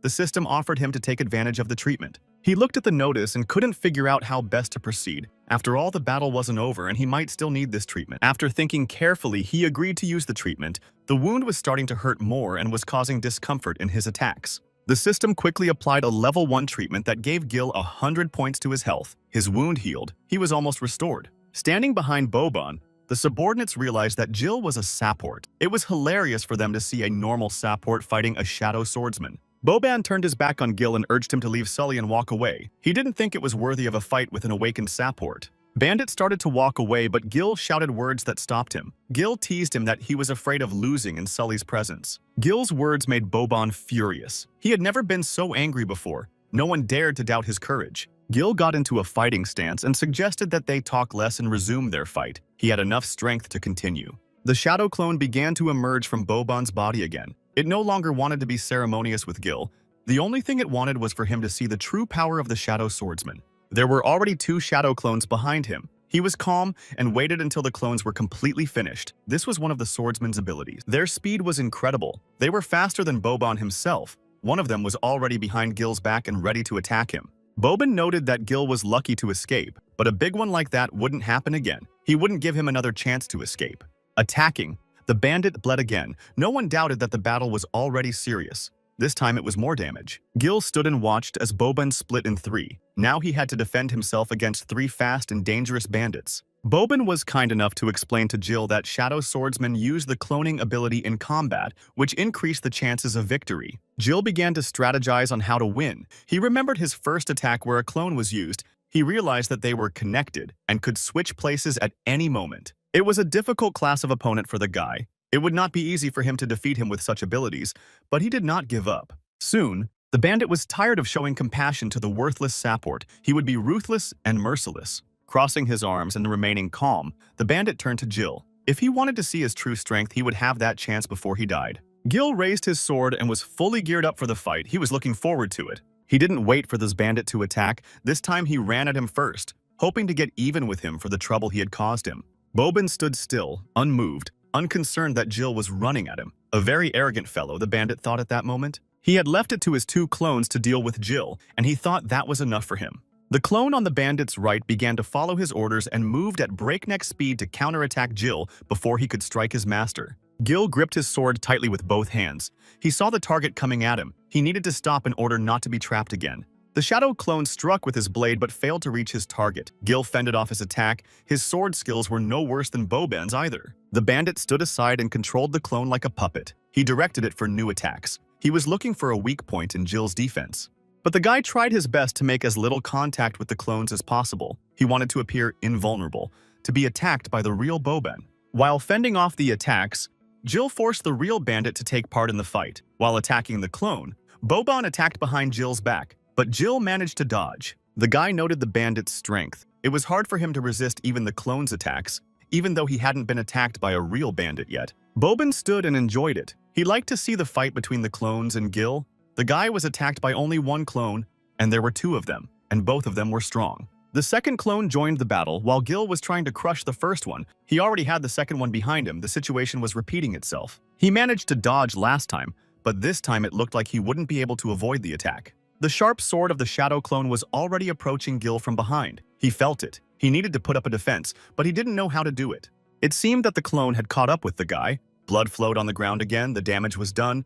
It was unclear whether the clone had finished him off or the guy had managed to dodge. The sword slowly fell to the ground. It seemed that the battle was over and Gil had lost the fight. Boban was happy with this scenario. Both Sally and the 2 like-minded men were stunned. They didn't know how to react to this. There was genuine surprise on their faces. Boban couldn't understand how it was possible Gil was still able to dodge and avoid death. The bandit seemed to be losing confidence in his abilities. He was enveloped in anger. He didn't understand what was going on, how he managed to dodge his attacks all the time. Gil, with an ironic laugh, bounced back from the attack. This time he got away, but he almost lost his life. As soon as Gil stopped, a few system notifications popped up. He was given some nice bonuses for the maneuver he performed while dodging the attack. He stood studying his new bonuses. He had been gifted the lightning strike skill. He could only use it again after 5 seconds. Had the skill not appeared earlier, he would have been killed already. Gil stood filled with new skills. He became even stronger. Now he only needed to find the real one among the 3, and he could finish the fight.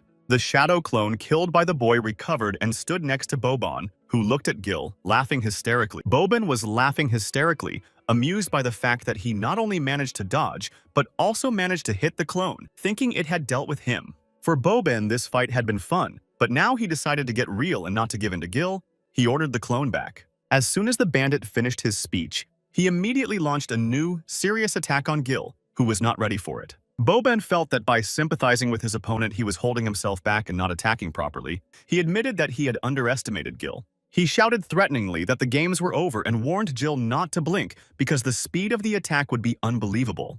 Boban, along with his shadow clones, prepared to attack Gil. They were as one. Their movements were synchronized. Gil was already ready to attack. His face looked calm and confident. He wanted to test his new skills in battle. The trio now had no swords in their hands. They were using a new kind of weapon. While Gil didn't even have a sword, he didn't know what to use to defend himself from the attacks. Boban set up for his best attack that was going to lead him to victory. This was his final attack. This attack was dangerous and deadly. Gil should not be exposed to it. It would be the end of him. The attack was called Wasteland Strike, the strongest attack in Boban's arsenal. A ring of shadows formed around Gil. He was surrounded and could not get out of the ring. He had never seen an attack like this before. Suddenly, an arrow in the form of a sharp lightning bolt shot out of the ring and flew straight at Gil's head. Gil's dexterity worked perfectly, and he was able to dodge the arrow coming at him, almost calmly. But there was more than one arrow. They kept trying to hit Jill, and more of them were coming. Jill twisted around, dodging them as best he could. One shot was almost accurate. It barely grazed Jill's shoulder, but it hit him hard and wounded his arm.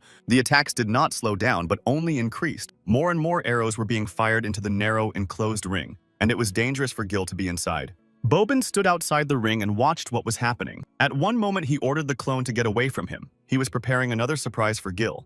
Gil tried to jump out of the ring, and at that moment, a notification appeared that he had already lost 30% of his health. He needed to heal his wounds urgently. Without a weapon, he could only dodge. But Boban surprised Gil again with his cunning. The moment Gil jumped above the ring, he was already under attack from above by Boban, controlling his shadow. Boban fatally hit Jill. Jill didn't know what to do, how to defend himself without a weapon, how to stop taking damage. Boban could already see Jill starting to stagger from the wound. Death had already crept up on him completely unnoticed by him.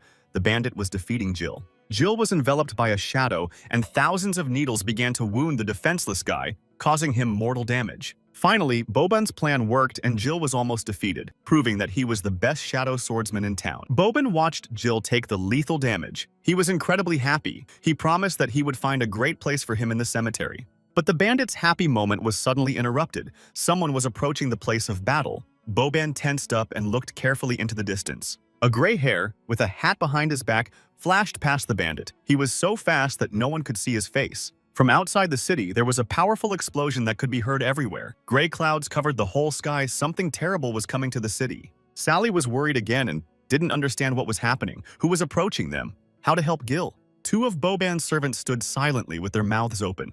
Boban turned around at the loud clap. He saw Grandpa Ube, centimeters away from him, stop Jill's attack, who was mad with anger. Grandpa saved Boban. Grandpa didn't want the fight to continue. He asked Gil to calm down. There were more important things to do right now. He looked at them all carefully. He was in time, or one of them would have been dead. He stood pensively but said nothing. There were voices coming from the open door in the house. It was raining outside, and in the room, Sally was asking Gil to stop fidgeting. It was bothering her. Jill was lying on this bed. Sally was sitting beside him. She was dressing Jill's numerous wounds, but the pain made him twitch reflexively, which slowed down the girl's robot. In the forest, among the trees, something was going on. It was not possible to take away what exactly was there. The noise of rain and the sound of thunder came more and more often to the people of the city. Wet in the heavy rain, wounded, stood Gil and nervously practiced. He tried to discharge the accumulated anger. He was hitting a nearby tree with all his might, not paying attention to his wounds, but he was distracted by an old man who came up to him. Grandpa Ubby asked Gil to stop. It was obvious that he wanted to talk to him, but he continued to beat the tree and did not pay attention to the old man. Sally came running after Grandpa. She wanted to make sure Gil was okay, but the guy was very angry. Jill looked at them and stopped throwing his anger into the tree. He told the girl that he was fine. He tried to calm her down. Grandpa Ubby, not paying attention to Boban, approached his granddaughter and Gil. They had to get out of there. There was a storm coming, which worried the grandfather. Jill didn't understand why the old man was so scared of the usual thunderstorm. The bandit behind him was laughing again. Sally, on the other hand, knew the danger of the storm. Boban continued to mock them. He couldn't stop. It was hilarious to him that Grandpa Ubi had come for them. But his laughter was abruptly replaced by anger on Boban's face. He threatened the old man that he would not be able to take them away without a fight. He could not let that happen. After the bandit's threats, the old man stopped abruptly. He was not scared. He wanted to clarify something to Boban, to warn him. Now the grandfather was threatening Boban. He warned him that if he tried to stop them, The old man stopped talking. He didn't want to say what was waiting for him. Boban interrupted the old man with a serious look on his face and told him that if he wanted to leave him, the old man's days would be numbered. He still believed in his own strength. Gil did not tolerate Boban's taunts and threats. He thought the bandit was bluffing, saying that he would win. But the bandit still stood his ground. He didn't believe that he could be killed by the newly minted support, even with his agility. Boban shouted to the old man, psyching himself up, that if he hadn't gotten involved in their fight now, Gil would have been dead long ago.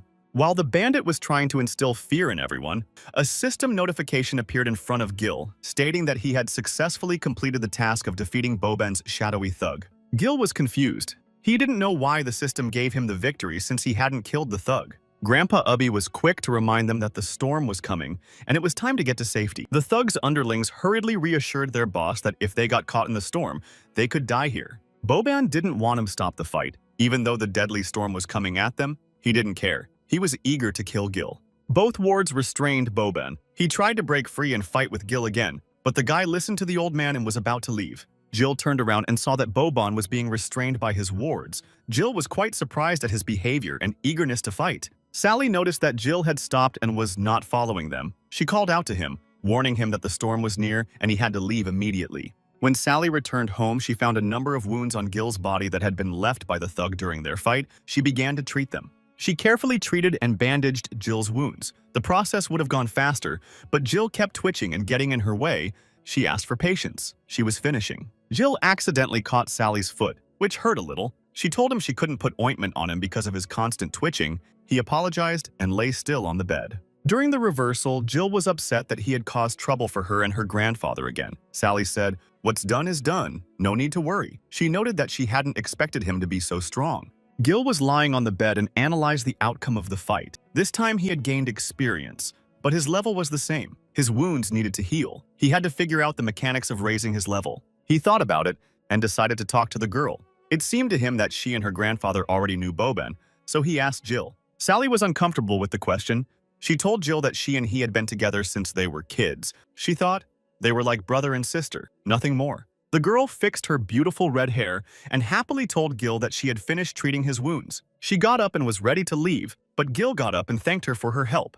A little pained, the girl replied to him that she should be the one thanking him for what he had done for her. Gil was pleased that the girl was so kind to him. It seemed that a spark had flown between them, that they might like each other. But Sally did not continue the conversation. She had to go to help her grandfather, and she advised Gil to lie down to rest, to which Gil gave a positive answer. The girl left the cabin and went to her grandfather's house, and Jill decided to heed the advice and try to rest after a hard fight. Gil sat near the window. It was raining outside. It calmed him down a little. He looked out the window and remembered that on that unfortunate day it was also raining. The guy suddenly wondered how his mom was. Probably she was going crazy, that he just disappeared from home. He was saddened by such thoughts. He thought that she was crying. She loved her son very much, and it was hard for him to imagine what she was going through. He logged onto the system and decided to look at the map he had been given for defeating Boban. He was already thinking about his future plans. All he had to do was to find the temple, defeat the boss, and then he would be free. Gil was going to go to the search as soon as the rain stopped. He was not going to drag out the process any longer. He wanted to get to the task as soon as possible. He saw the system notifier again. He was informed that he had received the secret key and he needed to confirm it. Gil wondered what the key was, why it was given to him, what it was for. He had too many questions. He acknowledged receipt of the key and then he pointed it at the lock. It must have been a portal, Jill thought as he started to open it. He was thrown into what appeared to be a safe or a bank with many chests and treasures. With the key, he could open one of the 6 chests that could hold anything. Gil picked up his cape that he had been walking around in. It seemed that he wanted to go out for a walk, that he was tired of lying idle. But he decided that he couldn't wait any longer and he had to get on the road immediately to find the temple. Jill had no sooner gotten out of bed than his grandfather Ubby came into his room to talk to him. The boy was happy to see him. He didn't think he would want to talk to him after he saved him, but he still came to see him. The old man apologized to him for not coming to see him earlier, but he was busy with a business to save the crops he needed to cover them from the rain that was pouring down like a bucket. Gil accepted the apology, but he thought why the old man came to him. He probably wanted something from him, but the old man just asked how his wounds were, if he was all right. The guy hurried to reassure the grandfather, saying that his wounds were not deep and would heal soon. It would take him a couple of days. Grandpa was glad that he was okay. He decided to confess to Gil. He did not expect that he could defeat Boban, because he is the strongest swordsman in the village. But Gil didn't consider himself a winner. He told the old man that if the thug had taken their fight seriously from the beginning, he wouldn't be alive. The old man poured tobacco into his pipe, telling him that he knew Boban's abilities, but that not only were they important in a fight, but that will was also an important factor. He turned his back to Gil and smoking his pipe told him that he had not won by accident. Gil was puzzled by the words he heard. Gil wondered if he and Sally had been together since childhood, why he had changed so much in a bad way. The old man, letting out tobacco smoke with sadness in his head, quietly said that it was quite a long story. Grandfather left the lodge without telling Gil anything. Without turning around, he told him to come to the mountainside tomorrow when the downpour had passed. Ubby added that if he succeeded in passing all the tests he had prepared, the old man would agree to train him. Grandpa Ubby began his story. He recalled that 10 years ago there was a downpour just like today. That day, he and Sally were in the desert on their errands. As they passed the house where they planned to spend the night, they noticed a strange monster attacking the family that lived there. They arrived too late and no one needed help. The monster had killed everyone and they found the corpses of almost the entire family. Grandpa and Sally were happy to find that their child was still alive. He anxiously held his mother's hand, hoping she was alive. The boy sat over his mother's body, completely helpless. He was unable to defeat the fierce monster that had spotted him and was preparing to kill him. He was still calling out for his mother, even when the monster was ready to snatch the poor boy to finish him off. The monster's unexpected move hit the right target. A bright flash of lightning carried straight through to the monster, saving the boy in the process. The monster received a blow that knocked him back a couple of meters. He didn't see the moment of the attack and didn't have time to defend against it. It was young and fast Grandpa Ubby. He stopped the monster from killing the innocent child who was standing over his dead mom. The monster experienced the power of the grandfather who was young and full of strength. He was going to protect all who were left alive from the monster who was sitting and trying to recover. The grandfather's attack rose up the monster. He was ready to tear everyone to shreds. He was huge and strong. He inspired fear with his mere appearance. But the monster did not attack the young. At that time, grandfather, he hid in the forest with sharp and quick movements and the battle did not take place. Ubby turned around and saw a little boy in tears, still trying to hear his mother's voice, but it was too late. It turned out that the crying boy was the same Boban who had become a thug after experiencing such grief. They helped him to bury all his relatives. He sat by his mother's grave and cried for a long time. He was not evil then. Gil listened attentively to the old man, but still he was tormented by the question, if it was like that, then what did he need from them? Ubby continued with the story from the past. Boban had chosen to find and kill that monster, and the old man had tried to talk him out of it. He explained why he had tried to talk him out of it because there were strong monsters in the desert that were hard to imagine, and even Ubby couldn't kill that monster, and Boban couldn't even kill that monster. The old man added that this was the reason why they had parted ways, and that Gil was interested in the monster, which even Ubby himself considered strong. Ubby hurried to end the conversation. He thought it was time for Gil to rest, but the boy kept thinking about the map and that even with it in his hands, he still had to get to the temple. Gil didn't know how strong the monsters in the desert were, but one could kill him, and his current strength didn't allow him to fight strong opponents. He thought a lot that during the previous battle he had been slain very easily. This was not an option for him. He needed to start training. Grandpa Ubby was already near the exit and was getting ready to put on his jacket when suddenly Gil stopped him. The old man didn't understand what the guy wanted from him. He asked the old man to train him to fight. He wanted to get stronger and find a temple that would allow him to get out of the game. The old man reached for his hat, but from what he heard, he froze in place. He didn't know what to say to Gil. As he left, the old man told Gil, who stood waiting for an answer, to take a good rest and gain strength, for he would need it. But Gil was not satisfied with his grandfather's answer. He was very serious about training. He told his grandfather that he knew a way out. Gil slammed his fist against the door jamb. He realized that he was talking nonsense. That was why he and Boban had split up, and he had just blurted out what was on his mind. The boy stood at the exit of the cabin and waited for the old man's answer. After a little while, Ubby told Gil that he would wait for him after the rain on the mountainside. But he made his condition: if Gil passed his test successfully, he would take him on as an apprentice and train him. Gil was beyond excited. He contentedly told the old man to be calm. The lad was sure he would not let the old man down. Ubby felt that he had renewed hope that they could get out. He remembered that Gil in the battle with Boban had literally burst into flames with terrifying power. Even his best shield couldn't withstand his power. The old man walked on and more thoughts of Gil came into his mind. He didn't know if it was possible that this youngster would lead them out of the game. Walking into his room, a happy Gil received a new notification from the system. He had a new assignment. He was given daily tasks. He was required to run 10 kilometers with weights, do 3,000 push-ups and 2,000 deadlifts. He stood and studied the new tasks. Gil found it was a hell of a workout. but he needed the new attributes. They would come in handy when he searched for the temple. He couldn't refuse the task. He confidently pressed the button and accepted all the conditions. He had a very difficult training ahead of him. Since the early morning, when the sun began to rise above the city, somewhere in the mountains were heard the sounds of a man working hard. Gil had already started his new tasks, and he started with a 10-kilometer run with a load. He used a huge wooden deck as a load. He was happy with the training. It was helping him to get stronger and stronger. He noticed that the system was trying to take care of him and was helping him with his training, as if it wanted him to get out too.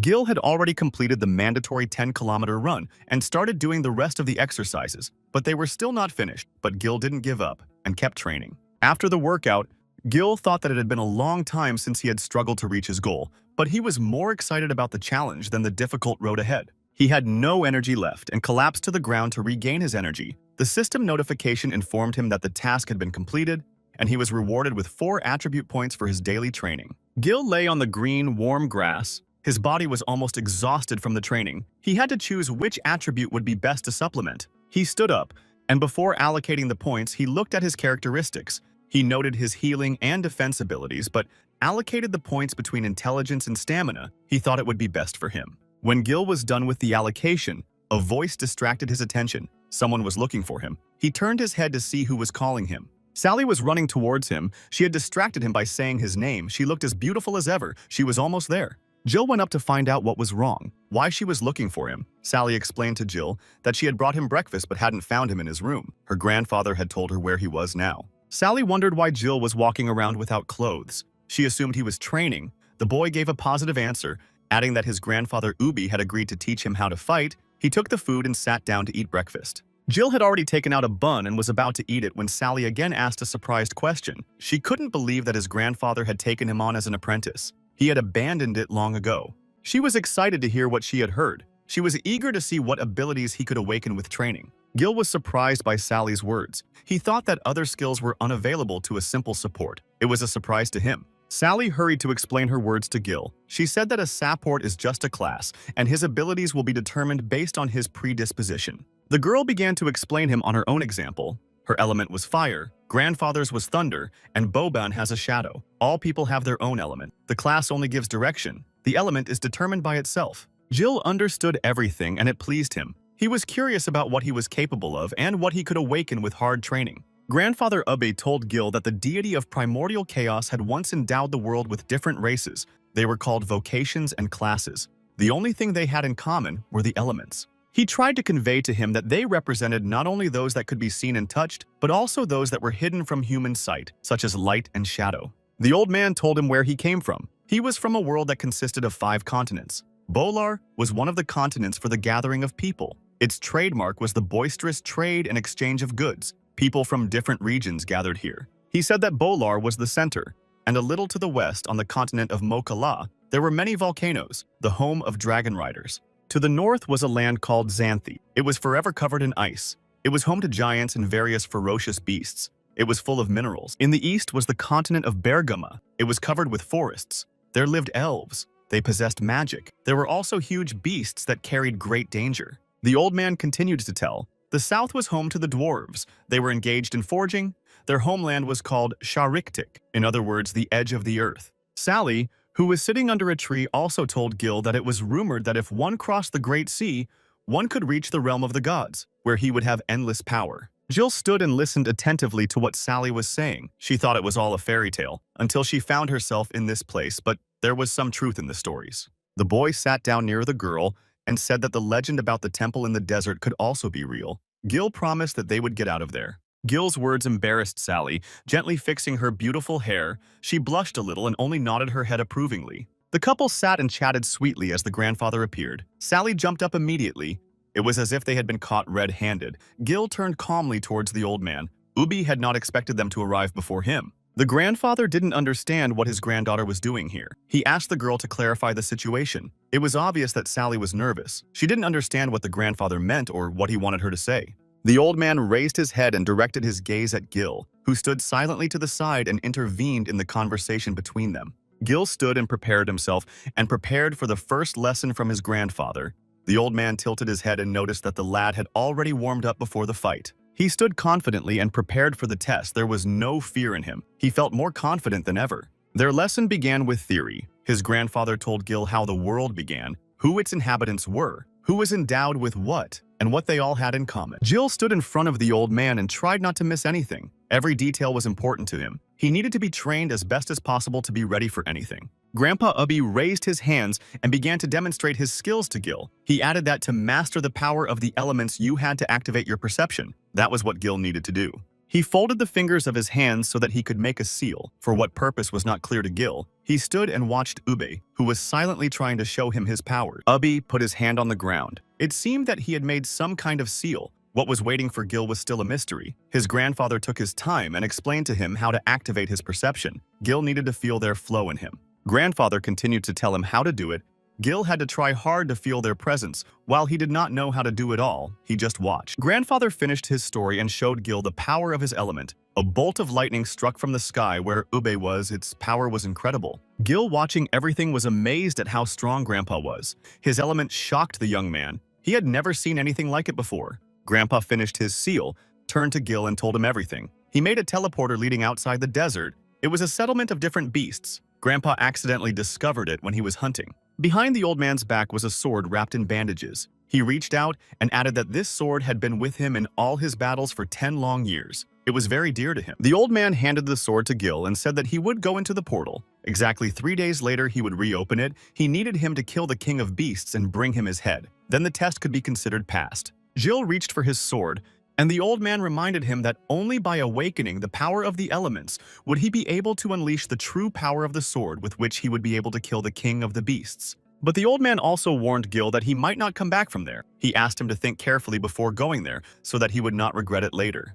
Gil smiled. He already knew the exact answer. The old man's words lit the fire inside Gil even more. He was ready to go into the portal. He drew his sword and confidently replied to the old man that he would have no regrets. He couldn't wait to start his new adventure where he didn't know what awaited him. Gil promised the old man that he would bring him the head of the king of beasts and would do his best not to upset him. After entering the portal, Gil received a new task to find and kill the king of beasts. The system asked for confirmation of receipt. Gil thought for a while before giving his answer. But after he adjusted himself, he confirmed the task. He felt like there was no stopping him, and he would pass the test the old man had given him.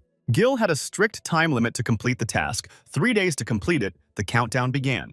The old man stood and watched as the portal took Gil to a land unknown to him. He hoped that he would pass the test with flying colors. The grandfather stood and thought about the inhabitants of the land. They were extremely strong. They could be defeated only by mastering the power of the elements. This power would help to defeat their king. And this power came from the perception of the outside world. A bright ray of light brought Gil to a place unknown to him. He had not had time to reach the ground before he realized that he was back among the sand. He stepped out of the portal confidently, and without fear he looked around. There was no danger and he could walk safely exploring the new territory. Gil walked and saw the remains of various animals. This was the location of the mission. Gil noticed the difference between this place and the desert. They were not the same. Walking a little further from the portal, the guy noticed that under his feet was not ordinary ground. It was black in color. Gil did not know why the ground was black. Gil raised his head and looked up at the sky, but there was not the slightest glimmer of light in the sky. It was a strange place. The air here was much worse than in the city. The guy smelled a bad odor. He was surprised by everything around him. After looking around, Gil didn't think about the world around him. He focused on the task at hand. His goal was to find the pack of beasts. Gil logged in to take another look at his stats.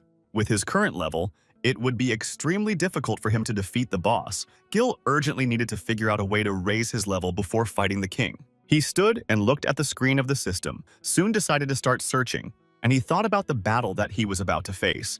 In the guy's head was a lot of thoughts. As he stood and thought, something started to attack him from behind. Gil barely had time to look back before it was already near him. It was something powerful and large. Gil had to jump aside to avoid getting hit. But for now, he was only defending himself. Gil immediately wanted to see what the monster was, but he was so fast that he couldn't see it. The beast stopped. Gil looked at it, and it would seem that he had met it already on his way. The huge beast stood in front of Gil. It had an ogre-matic maw with red light bursting out of it. Its tentacles wrapped around his body. It spread its wings to intimidate the guy. Gil watched it but didn't attack. This beast was level 20, the most mysterious Rarknaya uncleanness. The beast was angry and wanted to tear Gil apart. Gil leisurely drew his sword. Even without the elemental power, this blade could still kill. Gil wanted to see how he could do it. He attacked the monster and thought to himself that it was not for nothing that his experience was constantly increasing. Now he was not a beginner and knew how to kill monsters. The beast noticed Gil coming at him. He gave out his menacing growl. He was also ready for battle. Gil ran straight at the beast. There was no more room for fear in his heart. He didn't care who his opponent was. Fear was superseded by the desire to fight. When he got to the monster, he began to chop off its tentacles one by one. Gil thought only that after killing the beast, he would gain experience. And after leveling up, he would become continuously stronger than he was. But the beast did not want to give up without a fight and made his attacks on Gil, but he managed to dodge them. He was as agile as ever in dodging. The monster, with his attacks, drove Gil to a safe distance where Gil could not chop his limbs, but Gil was not going to hesitate and rushed to the attack. The beast aimed its tentacles at Gil. It didn't want to let him near him. It was too dangerous for him and he didn't want to risk his life. To Gil, the monster's tentacles were no problem. He easily cut them down. The feeling of getting better after a victory was the best pleasure for him. The guy reached the monster, thrusting his sword deep into the monster's chest. His attack was successful. This fight was no problem for Gil. Gil swung the blade of the blade in different directions to do maximum damage to the monster. The beast no longer resisted. Death awaited it. The guy pulled the sword off the monster and was ready to end the fight. With a sharp swing of his sharp sword, Gil chopped the beast in half. Pieces of the monster's flesh were flying in different directions. There was no chance of survival. It was all over for him. After winning the fight, Gil concluded that it was not easy for him. The monster lay at his feet. For this beast, the system gave him 35,000 experience points. His level was raised to 17th. He also had 5 attribute points. Gil was satisfied. Just after finishing the fight, a whole pack of monsters were already closing in on Gil. He was in for a challenge, but he was ready. Grandpa Ubby was working in the field. Sally came to him and was outraged. Why didn't he tell her he was in that place? Why did he have to insist that Gil go there? She waited for Grandpa to give her answers. Sally stood waiting for her grandfather to give her answers, but instead he turned around and started to walk away. He asked his granddaughter to make her something to eat when he got back from the suburbs. The girl was outraged. She didn't get what she came for and now she has to cook for him. Somewhere outside the city, late at night, there was a sound among the rocks. Someone was shouting, "More, more!" You couldn't see who was shouting and why. Someone was chopping rocks in the forest. It looked like a training session. One by one, huge rocks became small stones. They were not spared. In front of a huge rock, Boban was hitting it with his shadow sword with furious force. It looked like he was taking out his anger on the rock. He wasn't like himself. He was filled with anger. He couldn't stop and was cutting down everything in his path. He couldn't calm down. Boban smashed huge rocks over and over again. He was filled with resentment and anger. This was the first time this had happened to him. He knew no other way to pull himself together. It went on for a long time, and when he stopped to catch his breath, breathing heavily, he couldn't believe that he had actually lost to Gil. It was not in his mind. He couldn't win. Even with the power of the elements, Gil was very weak for a thug. But as it turned out, the guy wasn't simple at all, and the power of his attack scared Boban out of his wits. He replayed the moment in his head when Uncle Ubby used a move that stopped Gil's attack, but even he found it quite difficult to do so. Boban couldn't forget Gil. He thought about him constantly. Thoughts of him were triggered in Boban's mind from the fact that he had lost. He wanted to know more about Gil, where he got such power from. What made an ordinary sapor so strong? There were no answers to be found. Gil, at that moment, was not easy. He spent attack after attack. The monsters were getting bigger and bigger. He slew almost all of them. He chopped them without much effort. The increased level gave him even more power. With each new kill, his level increased even more. Gil killed them with great speed. He liked to fight. That's why he came to this world. But he did not forget his main goal, the King of Beasts. There were many monsters. One was replaced by several new ones. They tried to kill Gil, but they could not damage him. Gil needed to defeat the monsters to level up. He needed to do so that he wouldn't have any problems with the king. He was sure the King of Beasts was very strong. He killed and killed monsters. He was willing to do it as long as he needed to. The system notifications kept alerting him to level up. When Gil killed the last beast, the system notified him that he had reached level 25. His unallocated points were 45. The last item on the list confused Gil. He didn't know what it meant. He stood there and read the notification. Around him were scattered the remains of the beasts he had chopped off. The system prompted Gil to unlock an apothecary, the price of which was 15 points. Gil wanted to figure out what kind of apothecary it was. Gil couldn't make a decision after all. He had been leveling up for so long by killing monsters, and he wasn't willing to spend 15 levels for the pharmacy. It was a real headache for him. He noted that with this cost system, the higher his level, the higher the price of anything. He wanted to calculate how much he needed to spend to buy everything he needed for the quest. The system displayed a system of calculations. It took into account all of Jill's possible purchases and came up with a final sum. The guy was shocked to buy everything he needed, 300 points. It was a huge amount. Jill began to analyze what he should spend his points on. He wanted to accumulate enough levels to unlock the high-level sections, but for now, he was about to fight with the King of Beasts. He decided to buy medicine so he could survive. He went to the pharmacy section and selected the type of medicine he needed to buy to restore, enhance, boost skills, reload, ability, and acceleration. The list was not small, but he felt more confident with it. Gil was interested in how the medicines worked, what their abilities were, how effective they were, and he was interested in the recharge time. In addition to these properties, Gil cared about the price of these medicines. He couldn't spend too much. He realized that the medicines could be used several times and they strengthened proportionally. The more health, the more recovery. With this medicine, Jill would become invincible. Jill unlocked the pharmacy and spent 15 points. Then he decided to buy the Death of the Berserker medicine. The price was 8 points. In the end, Jill still had 2 points, but he didn't want to spend them yet. After finishing his purchases, the guy thought that he now had 2 lives and a lot of health, and Gil went on to search for the King of Beasts. He didn't have much time left to search. Gil wanted to go further, but suddenly his stomach rumbled. He wanted to eat after the brutal fights with the monsters, but he only had 2 points. He had spent a lot of energy on killing. He needed to regain his strength. He urgently needed to buy something to eat, but what he would be offered with his points remained a mystery. Gil went to the food section and saw some inexpensive loaves. He could afford them. Their main effect was to reduce his hunger. He could afford them. He took the loaf and began to eat it greedily. They were a bit tough, but they conquered his hunger. Gil remembered Sally's delicious, light, steamed pies, but he was content with what he had. Gil walked and ate the loaves. He remembered the time he had left. He had already spent 12 hours here. He still had about 60 hours left. The guy was replaying the dialogue with Ubby. He remembered that he said that the pack was in the northwest. Gil opened the map, where a point was marked. Apparently, it was the point where the pack was gathering, Gil went on. He walked around the map looking for the pack. He kept eating the loaves. He was still hungry. The system reminded Gil that he had unallocated points. It asked him to allocate them in a timely manner and warned that the changes could not be undone. Gil opened his characteristics to allocate points, but he didn't know which attribute to add them to. He had to think about it. The guy looked at the characteristics and couldn't choose what he should pump first. He didn't have enough points for all attributes. He needed to distribute them equally among all attributes so that nothing would limit him in battle. Jill had another problem. It is a lack of health, which affects the course of battle. If he gets a strong opponent, he can kill him with a single blow and he will not have time to apply the medicine. It worried Jill. Gil kept thinking about what he should do. It reminded him of a math or physics exam. Only this time, he had only one attempt to get it right. He was tired of thinking about where to allocate his points. He had no doubt that he could pump up his attributes as much as he wanted, but in battle, he just needed to choose the right strategy. Jill distributed his points between health, strength, and a little more on armor, mana, and agility. It allowed him to keep in the fight. If he managed to apply Death of the Berserker, he would be unstoppable. He finished pumping his stats and decided that now it was time for him to find a pack and complete the task.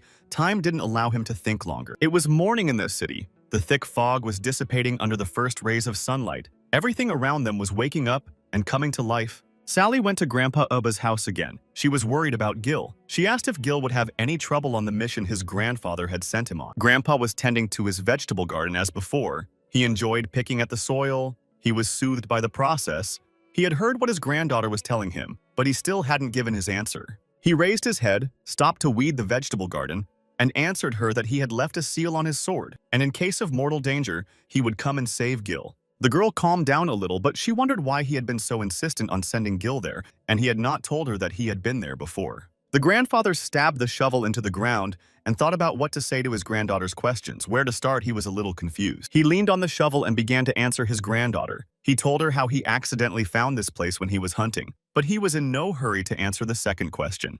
Grandpa turned around and headed towards the suburbs. Sally had the impression that Grandpa was hiding something from her, but she didn't know what it was. Before he left, Grandpa asked Sally to make him something to eat, but he didn't like to cook, so she thought that Grandpa had left specifically so that he wouldn't have to cook for himself. He was walking along an empty road in the woods. He was thinking a lot about Gil. His thoughts were upsetting him. He wanted to be alone with his thoughts to put them in order. Grandfather thought about the fact that he wouldn't be able to talk Jill out of trying to escape from there, but he wanted him to see the pack and see that the world wasn't so rosy, so he sent him there on a mission. Ubby knew he had given him an impossible task, but in his heart he hoped he would be able to return with the beast's head. Hope inspired his grandfather. He thought again that he had done the right thing, because if he came back with the head of the beast, people would believe in him and would be able to go after him. Gil kept walking and walking along the endless road. He did not meet anyone on his way. He was already tired from such a long walk. Time was passing faster and faster, and he had not found anything yet. He didn't give up hope, he thought. He was already close to the pack's den, and soon he would reach them. A lot of time had already been wasted. There was a cry for help behind Gil's back. He turned around to see who was asking for help and where the sound was coming from. He was ready to help the mysterious stranger. Gil saw a girl with a baby in her arms running straight at him. Asking for help, she was scared and in tears. She was being chased. The guy did not understand where the girl and the child came from, how they managed to get to this place. Thoughts filled Gil's head. Running up to Gil, the girl kept asking him for help. He tried to calm her down and find out what happened to them, who she was running away from. The girl, shaking hand from fear, pointed in the distance and stammering, told Gil that there was a monster. She was incredibly scared. There was the sound of chains banging against each other, but who they were on and what kind of monster was there, Gil couldn't make out yet. A huge red head appeared out of the mist. The monster's mouth was covered with huge teeth that could bite anything in half. 3 monsters appeared in front of them. 2 of them were very big and red. They were carrying no less big logs. With them came their chief, but he looked like a normal man, but it was far from being so. Gil looked at the girl who, at the sight of the monsters, began to tremble even more. He asked, with his usual courage, if this monster was after her, he was ready to fight again. Suddenly, a man appeared in front of Gil. He was looking directly at Gil with a slight smile on his face. He was not going to fight him. He seemed like a kind man to Gil. The monsters that chased after the poor girl were controlled slow-moving beasts. Tank type, they had incredible attack power and great health. Chief among them was a beast-like barbarian. He was level 40. His ability was to summon giant barbarians. He could command and control them. Gil noticed that the barbarian's level was significantly higher than the monsters he had met before. It was a scout class, the same one Boban had. Gil realized the danger and asked the girl to move back behind his back. He decided that their sudden appearance was an indication that their lair was nearby, so he was heading in the right direction. Jill noticed that the girl didn't seem to be a local. Maybe they had gotten here the same way he and Grandpa Ubby had. But Jill didn't question her. She was too scared. She held her child tightly to her. She didn't want her child to see these monsters. She wanted to keep him safe from them. Gil looked at how the girl was worried about her child, more than herself, and remembered his mother, who also protected him from any danger. The barbarian came closer and closer to them. He started the fight with threats. He turned to Gil. He offered him the pleasure of being torn to pieces. The barbarian wanted to intimidate Gil. In his eyes, Jill was just an insect. He asked Jill to keep protecting the girl, and then the barbarian could enjoy the feeling of being torn apart. Jill didn't listen to what the barbarian was saying and rushed to the attack using his incredible speed. He attacked one of the giants behind the barbarian's back. He struck the giant with his sword blow by blow. He was not intimidated by its size or its abilities. Gil could not lose to this monster. The giant was shocked that he was attacked by Gil. He was dealing him deadly damage. Gil was very powerful in his attack. He did not spare the giant. Jill gave him one last, powerful blow that sent the giant to the ground. He had taken one out of the game. Now there were 2 more left to be punished. Looking at the monster falling, Gil noticed that the giant was not completely defeated. He still had strength and health, but the guy did not want to give a chance to attack this giant and finished him in the air. The giant collapsed on the ground, chopped by Gil's sword. He did not even have time to touch Gil. No one expected that the guy easily deal with them. Gil did not stop and continued to attack the rest of the red monsters. The girl saw that she and the child were saved. The stranger defeated the monsters. She stopped shaking. She and her child didn't expect to see such power, and that they would be saved by a young guy. He didn't even know them, but he couldn't leave them to be torn apart by the merciless monsters. Gil finished his lightning attacks, which were accurate and incredibly strong. He bounced off of them. He wanted to see which of them had survived and was still continuing the fight with him. He was pleased with himself. He was stronger now that he had leveled up.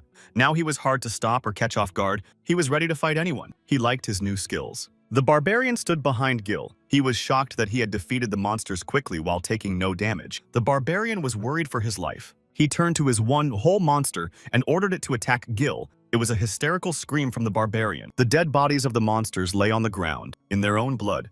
It was a horrible sight to all who were there. The monster did not rush to fulfill the barbarian's order. He stood staring and did not understand how he alone could defeat Gil. He had no chance to win. No chance. The monster turned around and ran away. He wanted to live. The barbarian stopped understanding what was happening and who Gil was. The barbarian shouted in the back of the fleeing monster that he was a worthless trash he didn't want to see anymore.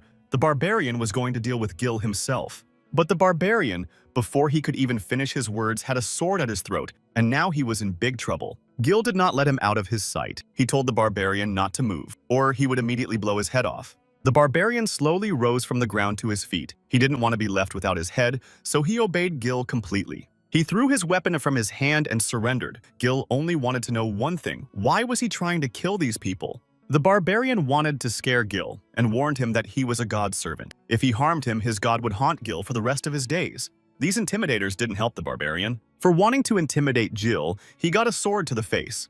Gil hit him not hard. It showed him that it was better not to threaten him. Although the blow was not strong, but Gil still did some damage to the barbarian. Blood was running down the barbarian's face. He was in pain from the blow he received. Gil didn't care that he was in pain. He needed an answer to the question of how to find the lair he had come here for. Now, Gil decided to start threatening the barbarian. He explained to him that if he didn't tell him, he would kill him instead of hitting him. The barbarian raised his hand and pointed to the mountain. In a cowardly voice saying that it was there, Gil didn't think he was fooling him. There was some similarity to what the system was showing him.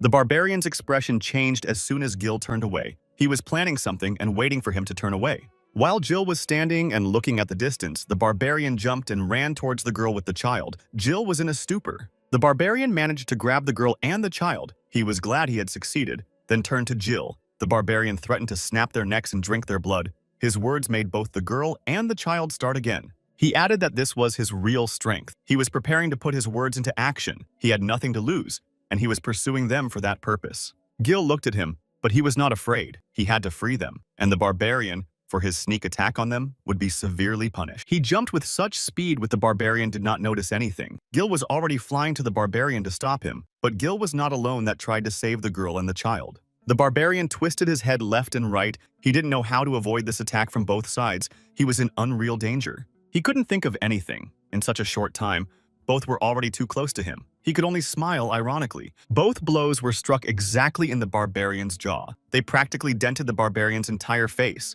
It looked incredible, but who was? The other one was a mystery. From these blows, the barbarian flew from that place very far away. The blows were very strong, and the barbarian was thrown away from the people he was attacking. The girl and the child were saved again, but Gil did not understand who the other guy was, and why he also decided to save them was unclear. Gil looked at the other guy carefully. What he needed he didn't say, and he didn't give his name yet. Gil was concentrated and didn't relax. The unfamiliar guy noted Gil's punching technique and praised him for that punch. Gil's technique seemed pretty good to him. The others who arrived with the strange guy were helping the poor girl up. Gil didn't know who they were and wanted to find out. He didn't understand how they got here. The stranger told Gil his story. He and the boys had been here 3 days ago and they had been attacked by a beast-like creature. He had kidnapped one of them and they had followed his footsteps. That's how they had ended up in that place. He held out his hand to Gil with a smile on his face and told him his name. His name was Bros, a class warrior. He was pleased to meet a new man. Bros wanted to introduce him to the other people who had arrived with him. He pointed to the hooded guy. It was an assassin named Philog. He nodded in affirmation. He then pointed to a pretty, short-haired girl. She was a healer. Her name was Rachel. After Bros introduced him to everyone, Gil held out his hand in return and said his name was Chen Gil, but asked that they just call him Gil. When everyone had gotten acquainted, Bros seriously asked Gil if he knew why they were there, what they needed. Gil gave a short but clear answer. He didn't know why they were there, but it seemed to him that one of them did know that information. It was the barbarian. The beast man still couldn't recover from Bros and Gil's attack. He couldn't see the stealth attack either. The barbarian noted that humans can be very unpredictable. He was angry with them. The beast man hated humans and wanted to destroy them all. He had made a promise to himself that he thought he would be able to fulfill someday. They all approached the beastman who was lying on the ground. They surrounded him. He looked up and realized what they were doing around him. The barbarian lay there angry. He threatened each and every one of them. To his god, they were just food, insects. He promised them that he would destroy them all. For such words, Gil decided to punish him by lightly hitting him on the head. The beastman had no way of knowing how he knew his name. It was impossible. Gil leaned over to him, leaning on his sword, and told the barbarian that he had a few questions for him, and he wanted to hear some truthful answers. He warned him once he found out the barbarian had lied to him, then death awaited him. Gil would not spare him for not telling the truth. They lifted the beastman and bound his hands with rope. He was their prisoner while they bound him. The rest of the team helped the girl and her child recover. When they were done, Gil and the rest of the men had to leave. They had to get to their lair at all costs. To do so, they banded together and went on a dangerous journey. Jin listened carefully to the barbarian. He claimed to be telling them the truth. He told them everything he knew. The barbarian continued, "The monsters thought humans were just food sent to them by the gods. He didn't want to do anything wrong. He was just following orders." Everyone standing behind Gil, hearing the barbarian's words, was at a loss to understand who was giving such cruel orders to the barbarian. It was raining in the city of Dalkov. From a huge building that looked like a church, voices were heard, one of them saying that Grandpa Ubby had gone mad. It was not clear what was going on inside the building. Grandpa Ubby stood silently in front of the main men from the town. One of them noted that Ubby was still as naive as he had been years ago. It was still unclear what they were talking about. More and more questions were asked by Ubby, a guy with green hair. He couldn't believe that Grandpa could find the temple. He was sure that getting into the temple would be very difficult, almost impossible. This guy's name was Hicks, and his element was air. He kept convincing the others that the entrance to the temple was guarded by monsters that could not be defeated, and that Grandpa was putting his hopes in vain on a boy who didn't have any elemental powers yet. Everyone knew what would happen if they angered the gods. The whole village would be in danger. They could not let that happen. It was their only refuge. They wanted Ubby to kill the boy. Hicks, looking at Ubby's grandfather, told him if he did what they asked him to do, then he would be forgiven. Hicks was shocked by his grandfather's words. Ubby was not going to kneel before those who did not consider them human, but simply saw them as food and prey. Ubby continued his rant. He accused them of giving up innocent people to be tortured in exchange for peace and quiet, that they made up fables about heroes to cover their cowardice. Ubby did not choose his words and said what he thought.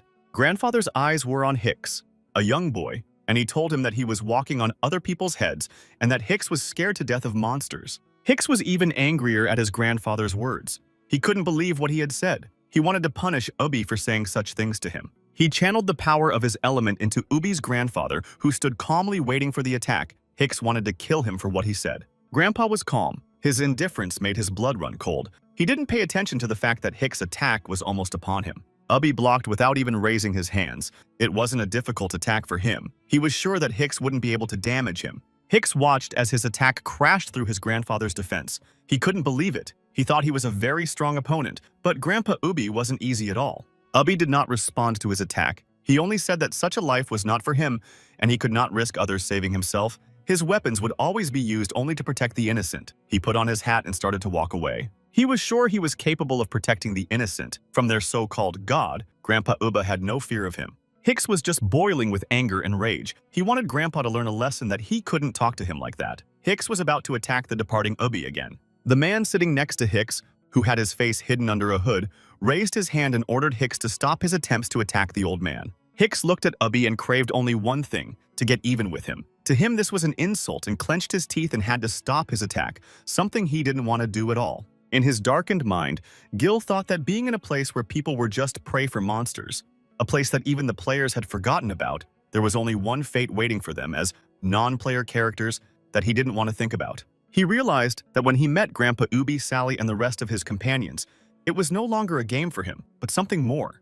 Gil thought he needed to find the temple and help them all get out of the game. Now he could no longer be on his own, nor could he be responsible only for himself. This was a responsibility he had placed upon himself. He remembered seeing a book about ancient mythology, and there Jill read that Kybri was an incarnation of the god Ra. He remembered that the barbarian was obliged to guard this temple. Jill began to think in what direction the temple could be. The only thing that troubled Gil was that he didn't understand what the monsters were supposed to be guarding, and whether there might be a hidden temple nearby. Gil finished his thought. He was distracted by something. He stood there not paying attention to what his companions were doing. He was thinking about how to find the temple, but his loneliness was interrupted when he heard his name and was distracted from his thoughts. Bros called out to Gil and told him that they were ready. It was time for them to move on to the monster's lair. Time was not on their side. Gil and his new company set out to find it. The monsters probably weren't the only danger that awaited them along the way. The boy thought that staying in this place would be the safest thing to do. The further they went, the more danger grew for them.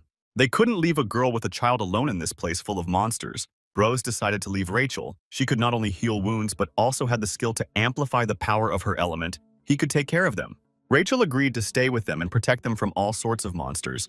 She was sure she could do the job. She convinced the others. Then they decided it was time to set off, the three of them and their captive barbarian, who would lead them straight to the monster's lair. The Beastman told everyone who went with him not to blame him if they were eaten there. He was warning them of the danger in the lair. Gil replied to the barbarian with a calmness in his voice that he feared more for his life. The king of monsters could kill him for leading them to the lair. Gil's words angered the barbarian. He would have pounced on him, but his hands were tied. He told Gil that he was not the kind of monster that feared death. Bros got tired of listening to the monster. He shut him up and ordered him to go forward, but the barbarian suddenly started to discourage them even more. It was obvious that he was very much afraid and didn't want to go to the lair. In the lair, the monsters gathered near the throne of the king. 4 monsters carried a cage. From it came cries for help. Inside the cage sat people. It looked like they were about to kill them. They came to the throne and knelt down in front of the king. The monsters told him that this was all the food they could find. They were trying to please the king and stay alive. The king sat and said nothing. He was harsh and knew no mercy. The king paid attention to what his slaves had brought him. It was time for the food.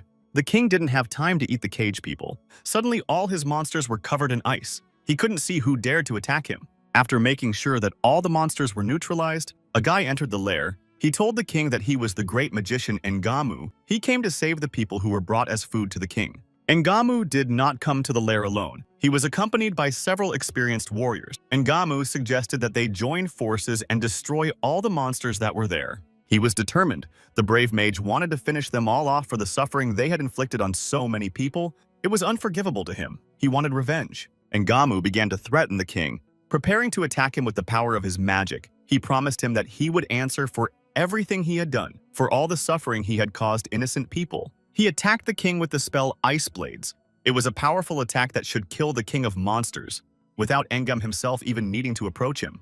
The king was sitting on his throne keeping an icy calm. He saw the blades flying at him. The king put up his shield and the attack did not do any damage to him. Mage Ngamu couldn't believe that his attack didn't reach the target. It was his strongest attack, but he didn't want to give up and was preparing a new attack.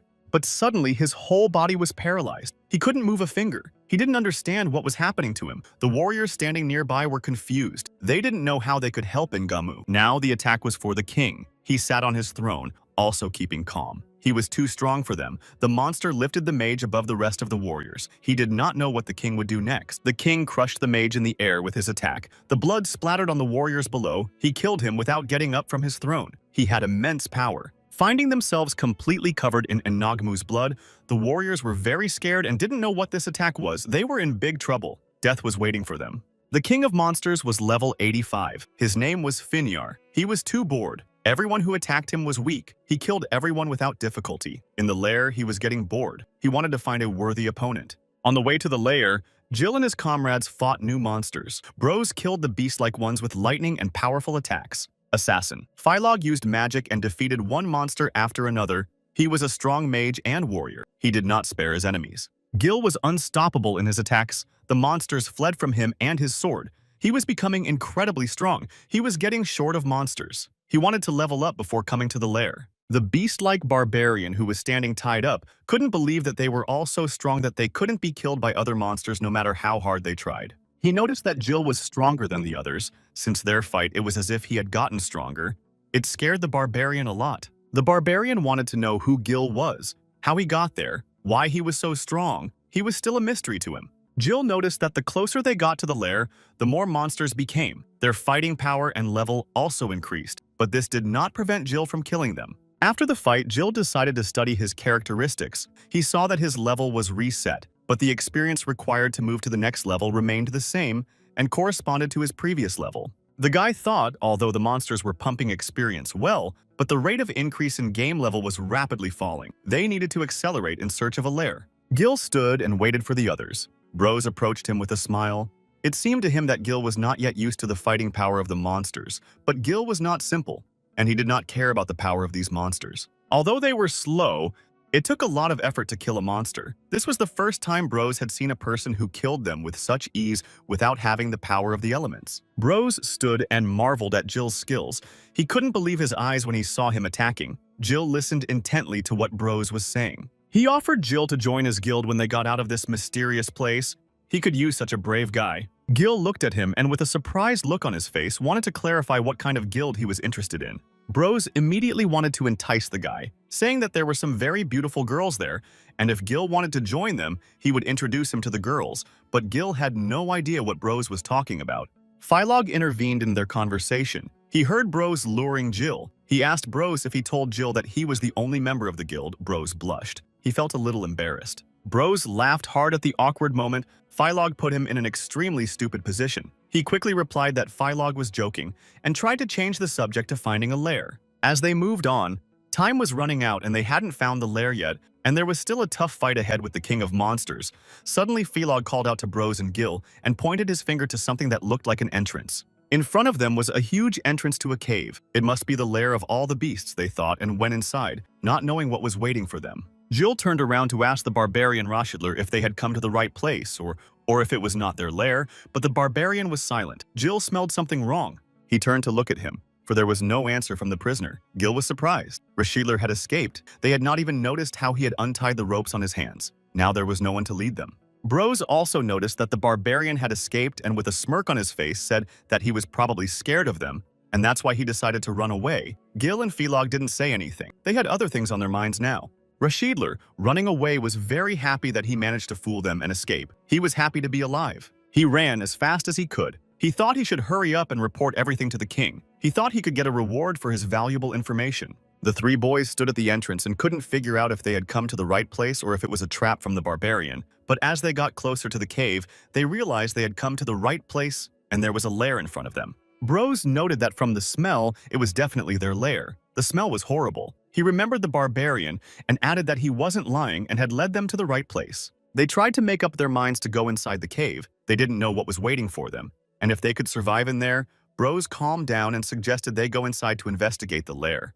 The trio walked through the narrow entrance where torches lit their way. They noticed that there were many human skulls. They had no doubt that they had come to the lair. They continued walking, but it was strange that during this time they did not meet any monsters, as if they had all disappeared, and it was just an ordinary cave. When they came out of the narrow passage, their attention was fixed on a certain object. On their faces there was surprise and confusion. It looked like finding the king would not be easy. They had three paths that left them stumped. They had to come up with a plan to keep the three of them from dying in the cave, but they were willing to take the risk. Bros told them that it looked like they would have to split up. He was serious now. The danger that awaited them in this place could kill them. He gave Jill and Figol the Firepath seal.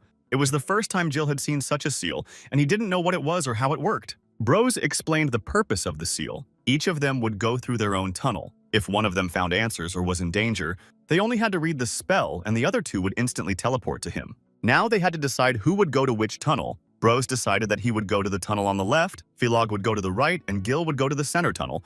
The choice was made and they were ready to go into the unknown. Before entering their tunnels, Bros reminded them that if they encountered danger, they should recite the spell he had shown them. Both nodded positively to Bros.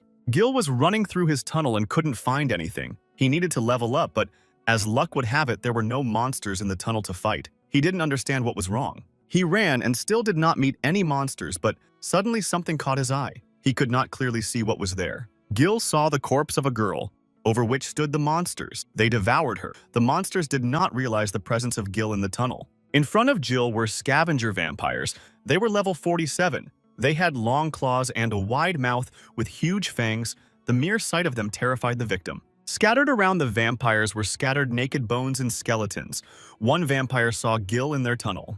These creatures cast by both god and devil. They had the most powerful bite, but they were intolerant of sunlight. These creatures rarely hunted alone. They always went in packs. Gil didn't know what the hell it was. He grabbed his sword and prepared to attack and kill these monsters that were destroying people. He ran deeper into the tunnel to deal with the vampires, but waiting for him was a whole army of vampires who came out of their caves smelling fresh flesh and blood. They tried to intimidate Gil with their menacing screams. There were so many of them that it was extremely difficult to deal with them, but Gil was not afraid and did not back down from the battle. Roshidler, the barbarian, had already run to his master and was ready to tell him everything about the approach of the three warriors. He fell on his knees in front of Lord Finir, who was ready to listen to the beast-like barbarian. Roshidler told the Lord that 3 insects had entered the lair, but they were trapped. The Lord remained calm. He was in no danger. The barbarian finished his report and stood waiting for the Lord's reply. Lord Finir was sure that they were most likely already torn to pieces by the scavenger vampires, and there was no point in worrying about it.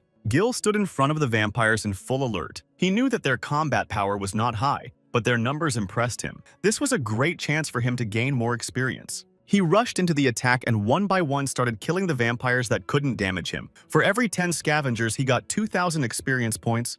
He was unstoppable. Jill attacked them over and over again. He was killing a bunch of them, but they wouldn't stop. It was wearing him out a bit. He was getting a little tired of killing. He had already gained enough experience to level up. He needed to hurry up and finish off the vampires. During the battle, he received a system notification. The number of scavengers he had killed had reached 99. He had successfully leveled up and had reached 3 class skills. The system warned that Jill could only choose 2 skills. He had a hard choice to make. He couldn't make a choice based on their descriptions that the system gave him. Jill read the skill information again. Divine Blessing and Punishing Light complemented each other perfectly. While Holy Strike and Divine Blessing gave double the health regeneration effect, the choice was difficult for him. In any case, all the skills were for close combat. They had the ability to regenerate. Using Divine Blessing, he could get close to the enemy and strike him with Punishing Light or Holy Strike. Jill wanted to go through all the possible options to choose the skills. Jill couldn't make a decision quickly. It was about his characteristics, and he had a tough fight ahead of him. He discarded the Punishing Light option. Because of the attack range of this skill, it wasn't the best option, and Jill continued to go through the options. After thinking through all the options available to him, he chose Divine Blessing and Holy Strike. They suited him best. After making his decision, Gil remembered his comrades. He wondered how they were doing, and if they were alive. Gil assumed that if there were no signs on the seal, they were fine, and Gil continued on his way. Gil ran even faster to complete the task he had come here to do. He couldn't let his grandfather down. He had given him his word that he would be up to the task. Bros was in his tunnel fighting vampires like Jill. So far, there was no danger to him. He was defeating his enemies with the spell Hellfire, which was burning his enemies. The fire killed the vampires mercilessly. They screamed in pain before they died, the fire burning everything in its path. Suddenly, the sounds of music came to Bros.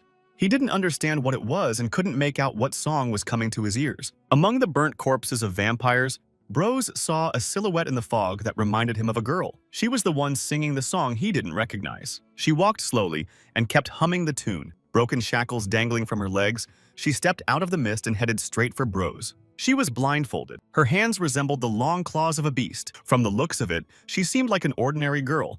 But it was much more complicated than that, and Bros needed to keep his guard up or death awaited him. Bros realized that she was the one controlling the vampires, and she was the one ordering them to kill humans. He wasn't going to spare her. He only wanted to turn her to ash. Suddenly, she stopped singing and laughed at Bros' words. She didn't see him as a threat. Her vampires were already ready to attack him again. Instantly from the ground, huge shadowy hands enveloped Bros. He was not prepared for the attack and did not know how to dodge the attack and stay alive. Bros couldn't move anymore. His body was bound by the monster's attack. Bros thought he was trapped by the song the monster girl was singing.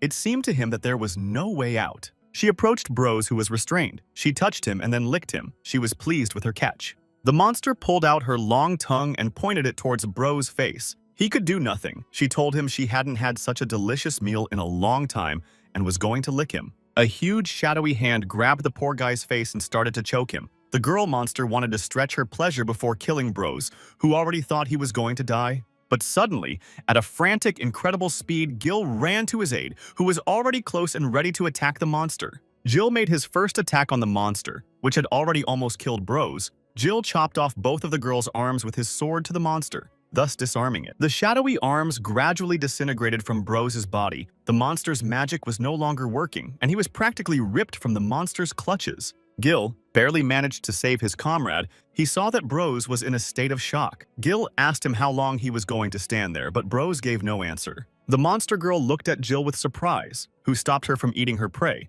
He asked what happened to the monster named Delic, and was surprised that the monster didn't finish him off. Jill didn't take long to answer and threw something in the monster's direction, adding if she was asking him about him. He threw under her feet the head of Delic, which he killed. She saw it, and thought that he may have been stronger than the other monsters. But apparently it was not enough to defeat Jill. After that, the monster girl started attacking Jill with her song, which almost killed Bros. Jill stood quietly and did nothing. Bros, who was standing behind him, tried to warn Jill not to allow her song, but then his injury prevented him from finishing his sentence. The song reached Gil's ears. It was the song of the Enchantress, the monster's main weapon. The effect of this spell was paralysis, and it seemed Gil had fallen for the Enchantress trap. The sorceress was sure that her song had completely paralyzed them both, and she could now kill and eat them, but she couldn't even finish her sentence. She stood there, not understanding what was going on. She herself was as if paralyzed from what she saw soon. The Enchantress's song had no effect on Gil, and he chopped off her head at full speed with his new skill, Divine Blessing. The Enchantress was defeated. Giselle, after blowing off the sorceress's head, added that she sings terribly, and he was glad that he had managed to snatch his comrade from the sorceress's clutches. Bros, who had been watching the fight and healing his wounds, looked at Gil and smiled, surprised at how strong he had been in the fight with the sorceress. Bros and Gil felt something wrong. The seal he was putting on, everyone started to burn on their hands. They didn't know what had happened, but they were ready to fight the monsters again. Gil raised his hand with the seal and saw it burning. They had no doubt that Philog was in danger and needed to be rescued immediately. In the tunnel where Philog was, he was attacked by a level 55 hell python. It was a sinister creature that dwells in hell. Its body was shrouded in hellfire. This monster used fire attacks. Philog was in great danger. The distance between him and the python was too great, and he couldn't attack it. All he could do was hold back its attacks. He realized that he had to do something or the python would kill him. It was impossible to defend himself all the time. The python was too strong for him. One of the python's attacks broke through Philogoo's defenses, and a ball of flame hit him, and he was thrown backwards by the impact. He flew with all his might into the rock behind him. He was losing this fight. The chances of him dying were high. The python, after a successful attack, was preparing to finish Philog off. Flames were coming out of its mouth. Philog thought it was over for him. The python had defeated him. Philog was sitting on the Skalanu and couldn't move. He could see the fire python moving towards him, its jaws wide open. The monster wanted to swallow him whole. It was very close. Philog was sitting and was ready to die, but his comrades came to his aid. Gil stood in front of him to repel the python's attack. Gil attacked the huge snake, giving it a powerful electric shock. The snake wriggled in pain. Now it had to defend itself from the attacks. The guy watched as the snake wriggled in pain. Eventually, it collapsed to the ground, and it seemed to him that the danger was over and that the snake had been killed. Gil turned to Philog and apologized to him for the delay in their journey and for having to fight off the python alone. Philog was glad that Jill and Bros had gotten to him in time to help him and that he had survived, and he noted that Jill had become incredibly strong compared to him. Standing next to Philog, Bros told them that if he and Jill were trapped in their tunnels, this way was the only way back and that this was the king's lair. Philog was sitting on the ground trying to recover from a heavy python attack. He looked up and called out to Brosa with a smile on his face. You could tell by the look on his face that he hadn't fully recovered yet. Bros picked up Philog and asked him if he was okay. Bros was worried about his friend's condition. Philog gave him a positive answer, adding that it wasn't time to die yet.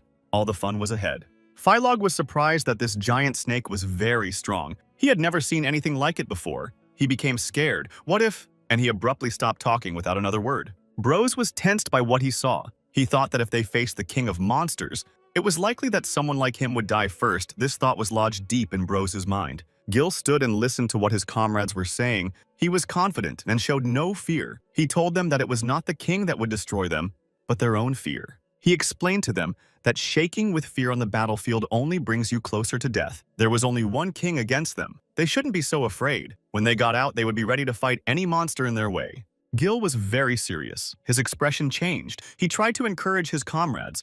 He was ready to sacrifice himself for them. Gil's words encouraged them, and the fear receded. He was ready to fight until his last breath. For the sake of his comrades, for their freedom, he was not ready to give up until the very end. They agreed, and were about to go further into the den, but suddenly a huge python appeared in front of them, which had regained its strength and was ready to attack them.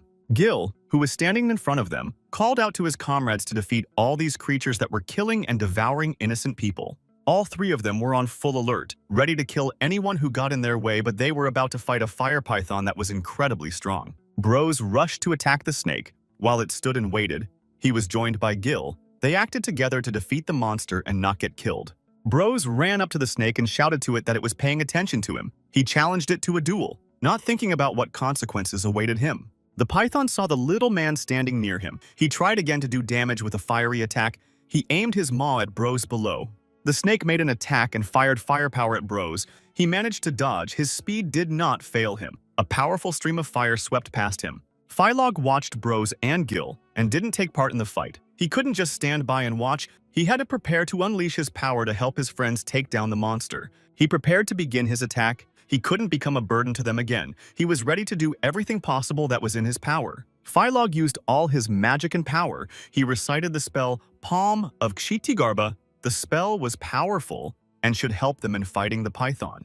An Ogrim stone hand appeared in front of the python and grabbed the snake and immobilized it. It was caught in Philog's attack. Bros signaled to Gil that the snake had been attacked and was now immobilized. Now it could be easily attacked. They had the opportunity. Jill stood at the top of the hill and waited for a chance to strike the snake from above. After receiving the signal, Jill accelerated and jumped at the python. He flew at it with his sword in hand, preparing to thrust it into it. He thrust his blade straight into the fire python with all his might. His attack had reached its target. Now he could finish it off. With his attack, Jill had damaged the python's armor by 20%. He wasn't going to stop. It was still far from complete destruction. He needed to attack it again and harder. Jill was hitting harder and harder, more and more of them. The python's armor could not withstand it. It was already 50% damaged. Jill was unstoppable. The python was wounded but still very dangerous.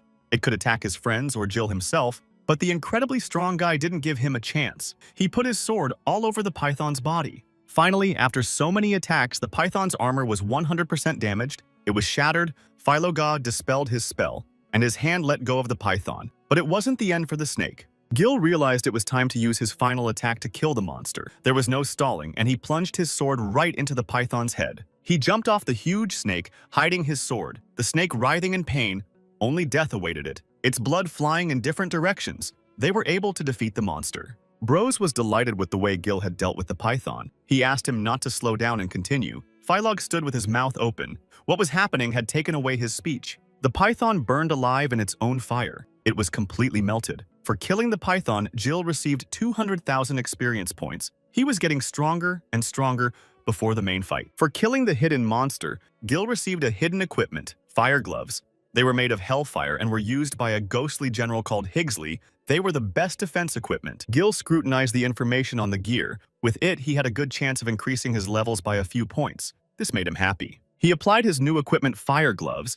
He felt strong and invulnerable. He was ready to fight the king of monsters. Bros stood behind Gil. He thought that even though they had been separated for a few hours, Gil already looked like he had undergone an incredible transformation. Bros wanted to know what had happened to him in his tunnels, how he had become so pumped up. He still couldn't figure out who Gil was, how he got here. He was troubled by this question from time to time, especially in the moments of Gil's display of his abilities. He was a mystery to him. All three of them stood thinking about how to go on and how to defeat the king. They heard a noise that was very close by. It was not clear what kind of monster was coming at them, but they were ready for battle. From around the corner in the tunnels, the monster was watching them. It wasn't attacking them. It was gathering information on them, but it had been spotted. Now it was in danger. Jill and Bros looked at each other. They realized they had to be the first to attack it while they had the chance.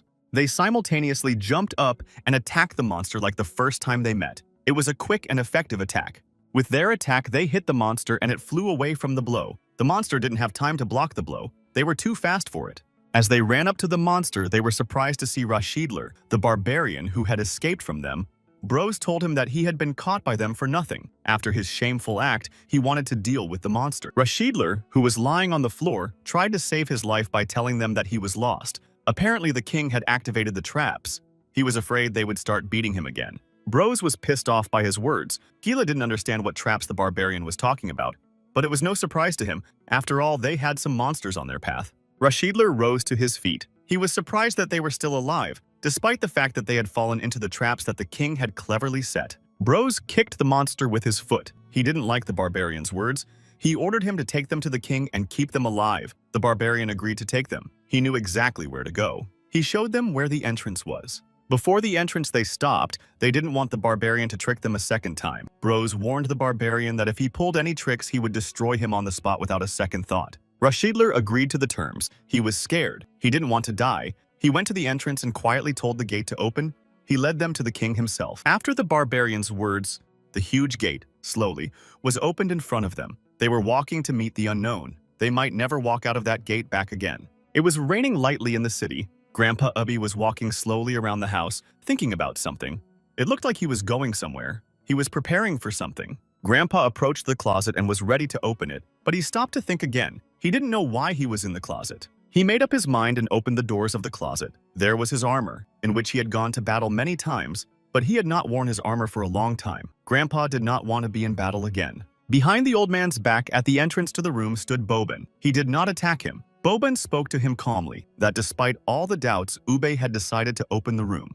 As a child, the old man had never allowed him or Sally to go near this room. Boban had always wondered what was behind the doors of this room, but when he saw that it was his armor, Boban laughed. Boban was sure that sealed all this time in this room was his desire to escape. Grandfather listened to him and could not understand how he got in silently, that he did not even notice. He had come to the old man because he had heard that he was recruiting a team to escape from the desert. They had a great chance of meeting the monster that had killed his parents. It was a real chance for him to avenge them. That was why he had come to the old man. Bobin was determined. He wanted to join their team. He hoped that the old man wouldn't discourage him this time and would take him with him. Walking down the tunnel, Bros shouted to Rashidler not to even try to pull something again and set them up. If he betrayed them, there would be no mercy. They would kill him. Bros grabbed him from behind by the neck and began to choke him a little. He once again threatened him with death for betraying them, but the barbarian wasn't going to set them up. He showed them the way. They had to go right where the Great Hall was. There was a king of monsters. Gil looked at the beast-like man with a heavy look. He tried to ask him where the people the monsters had brought were imprisoned. He wanted to save them. Rashidler answered him with confidence that he naturally knew where the place was. He knew these places well. Gil was going to go to the king, but before he did, he told Bros that when Faloga got to the Great Hall, he needed to give orders to the barbarian to take you into custody. That way, they could get to the right place and save the rest of the people. Bros was a little hurt by Gil's words, and he told him not to get cocky just because he'd saved them, but he tried to hurt Gil too, saying that he wasn't as strong as he thought he was, and that they couldn't blame it on him alone. Gil, hearing what Bros was saying to him, was a little upset. He didn't want to hurt them. He wanted to keep them out of danger. He didn't have time to explain anything to Bros before the system notified him that danger was coming, and now they were in for a hard test. In front of Gil, the system displayed a notification that warned that an unknown boss had been discovered nearby. Based on Gil's stats, the chance of survival was 10%. The King of Monsters was incredibly strong. Gil accepted the mission. He raised his level as much as he could and didn't even reach the power of the elements. The chances of completing this mission were too slim, but it was too late to retreat. He didn't want to tell his comrades that the chance of survival was too small and they could all die. Phylog saw that Gil was upset, but he didn't know what the matter was yet. Gil didn't want to drag innocent people into their fight, so he asked Bros once again. As soon as they entered the hall and saw the people, they were to be released and run away, and the boss Gil wanted to take over. When Gil finished, Bros, who was standing behind him, contradicted him and said that there was no way they would leave him alone. Gil was surprised by his answer. Bros was trying to explain to Gil that he would never let his comrade go into the field alone. He couldn't just sit on the sidelines while others risked their lives. After listening, Gil turned to Bros and told him that that monster wasn't as easy as they might have thought. There was only a 10% chance of winning. Someone could die in this fight. Bros was not frightened by Gil's words. If he hadn't come to their aid a while ago, they would have been dead already. Even if the odds were slim, he wouldn't run away. Bros looked at Philog and saw that he nodded positively at his words. Gil listened to Bros and remembered his childhood. He had always been alone. At school and in keto classes, he was alone. He went through all the tests alone, although there were not many. But now, he saw that he was no longer alone, and he was surrounded by loyal friends who would not leave him in trouble. The barbarian pointed out to them that the main hall was in a straight line from them. He didn't want to go there. He offered to guard them. It was better for him than if he just killed him. They finished their conversations, then they saw that there was a huge dark entrance in front of them. The barbarian begged them to leave him there. Rashidler told them that if they wanted to die, then please go to the main hall, to the King of Monsters, and he didn't want to be involved. Bros and Jill looked at each other and decided to feel sorry for the barbarian who kept his promise and led them to the lair. Leaving the barbarian, they went to the main entrance. They entered the hall and saw an empty throne in front of them. They couldn't understand where the king had disappeared to. They decided it was another trap. They were ready. They were angry at the absence of the king. They had traveled a long way. They had tried to kill them many times, and when they reached the lair, there was not a soul in it. Jill asked Rashidler if he was the one who said that their king was in this place, but there was no one on the throne. He said he didn't understand what was going on. The place was usually full of guards. The barbarian was shocked. Suddenly, there was a rumbling noise that attracted the attention of all who entered. The passage they had entered began to close. They were trapped. The barbarian saw that the exit was blocked. He didn't understand what was happening. Who had locked them in? He was very scared for his life. Suddenly, Phylog began to glow green. His body seemed to be paralyzed. What was happening to him no one could understand. Phylog screamed terribly in pain. He was gradually being killed. He was lifted into the air and the pain was getting worse. Bros looking on didn't know how he could help him. The barbarian fell to the ground in fear, but there was nowhere to run. On the throne suddenly sat King Finiar. No one noticed how he appeared and started attacking them. For him, it was all just a usual fun that brought him no joy. Finiar was killing Phylog little by little. He was spitting blood. The end was near. They had to come up with something to save their comrade. Gil watched Phylog die painfully. He couldn't let that happen. He had to do something about it or he would be torn to pieces. He made the only right decision. He started to attack the king so he could save his friend. He was willing to sacrifice himself for that. Gil was near Finiar and wanted to thrust his sword into him with all the strength he had. The king was still sitting on his throne and didn't try to dodge the attack. He brought his sword over the monster's head and struck it with a powerful blow, but Finiar put up his flawless shield and Gil's attack failed. Gil bounced away from the king to avoid his attack. Gil had already realized how strong the king was, and he didn't want to underestimate him. Gil's attack distracted the king from killing Philog. He started to fall head down to the ground. He was unconscious. Bros tried his best to catch him so he wouldn't take more damage. Bros managed to catch him centimeters off the ground. It was obvious that Philog needed immediate help. He didn't say anything but moaned in pain. Gil was near the throne. He did everything to save Philog. He turned the king's attention away from his attack, but Gil couldn't understand when he even appeared on the throne. The king sat there smiling madly. He was amused by the people. Gil couldn't believe that he had defused his attack so easily. It was unthinkable. Defeating him would be extremely difficult. Philog came to his senses and began to do a recovery spell. He was almost at the limit of his abilities. Bros asked him not to overdo it. He was still weak. He replied to Bros that he was fine and could continue the fight. He didn't want to seem like a weak link to them. He had to show them his strength. After regaining his strength, Philog cast a spell that lifted Bros up on a huge block of stone so he could attack the king. The king sat on his throne and watched them. He saw their every move. He remained calm. He was protected by his trusty shield. Bros aimed the block straight at Finiar, who saw the attack but didn't dodge it. It was already near him. Bros jumped off it at the last moment. He jumped down to make his own fiery attack. He wanted to burn the king to avenge his friend. The block crashed into the king's shield on one side and Bros on the other. He wanted to break his defenses and lure the king onto the battlefield. To Bros' attack, Gil joined in. He thrust his blade into the king's protective dome. The defense was very hard to break for them. After their attacks, the protective dome shattered. The explosion from it was incredibly loud and strong. The walls of the lair shook from the explosion, but the king disappeared again and escaped the attack. Gil noticed an unusual green glow around them. He realized that they were being attacked by the king, but from where and how he was carrying out the attack was not clear to Gil. Finiar stood smiling. He played with them as he wished. He could have killed them at any moment, but he was fascinated by the process of killing people. He raised his hands to create a spell. What kind of attack it would be and how strong it would be, no one could guess. The king was unrealistically strong. Gil tried to jump away from the green light. He was safer in the distance and he wanted to see what the king had in store for them. He saw a huge green sphere that kept growing and gaining destructive power. They could all die from it. Bros and Philog collapsed to the ground. Philog spat blood again. It was obvious he had taken a lot of damage. Bros fell beside him. He couldn't resist the king. Gil put his sword out and held back Finiar's powerful attack. He was the only one who was able to resist the king. The beast-like barbarian who watched the battle marveled at the strength and power of his king. He did not hide his joy that soon people would die at his hands. Gil took a deep breath as he steadied himself. He thought that Finiar had terrifying power. He had not yet figured out how he would defeat him. Gil turned to his comrades to see how they were doing. Hearing a positive answer, he was calm for them. A lot of questions were brewing in his mind. What kind of power was this? How could he defeat it? Gil was beginning to doubt the success of the task. All three of them were standing and thinking how to defend themselves and attack the king. They were trying to regain their strength to stay alive. They heard a terrible laughter that filled the whole cave. The king stood and laughed at them. He couldn't believe that he was being attacked by such weak people. They were like insects to him. He could easily kill them. But his expression changed dramatically. He became serious and told them that they were bugs, just weaklings. He was going to play with them a little more before he killed them. After the king finished his speech, he just disappeared again. No one noticed where he disappeared to. His speed was phenomenal.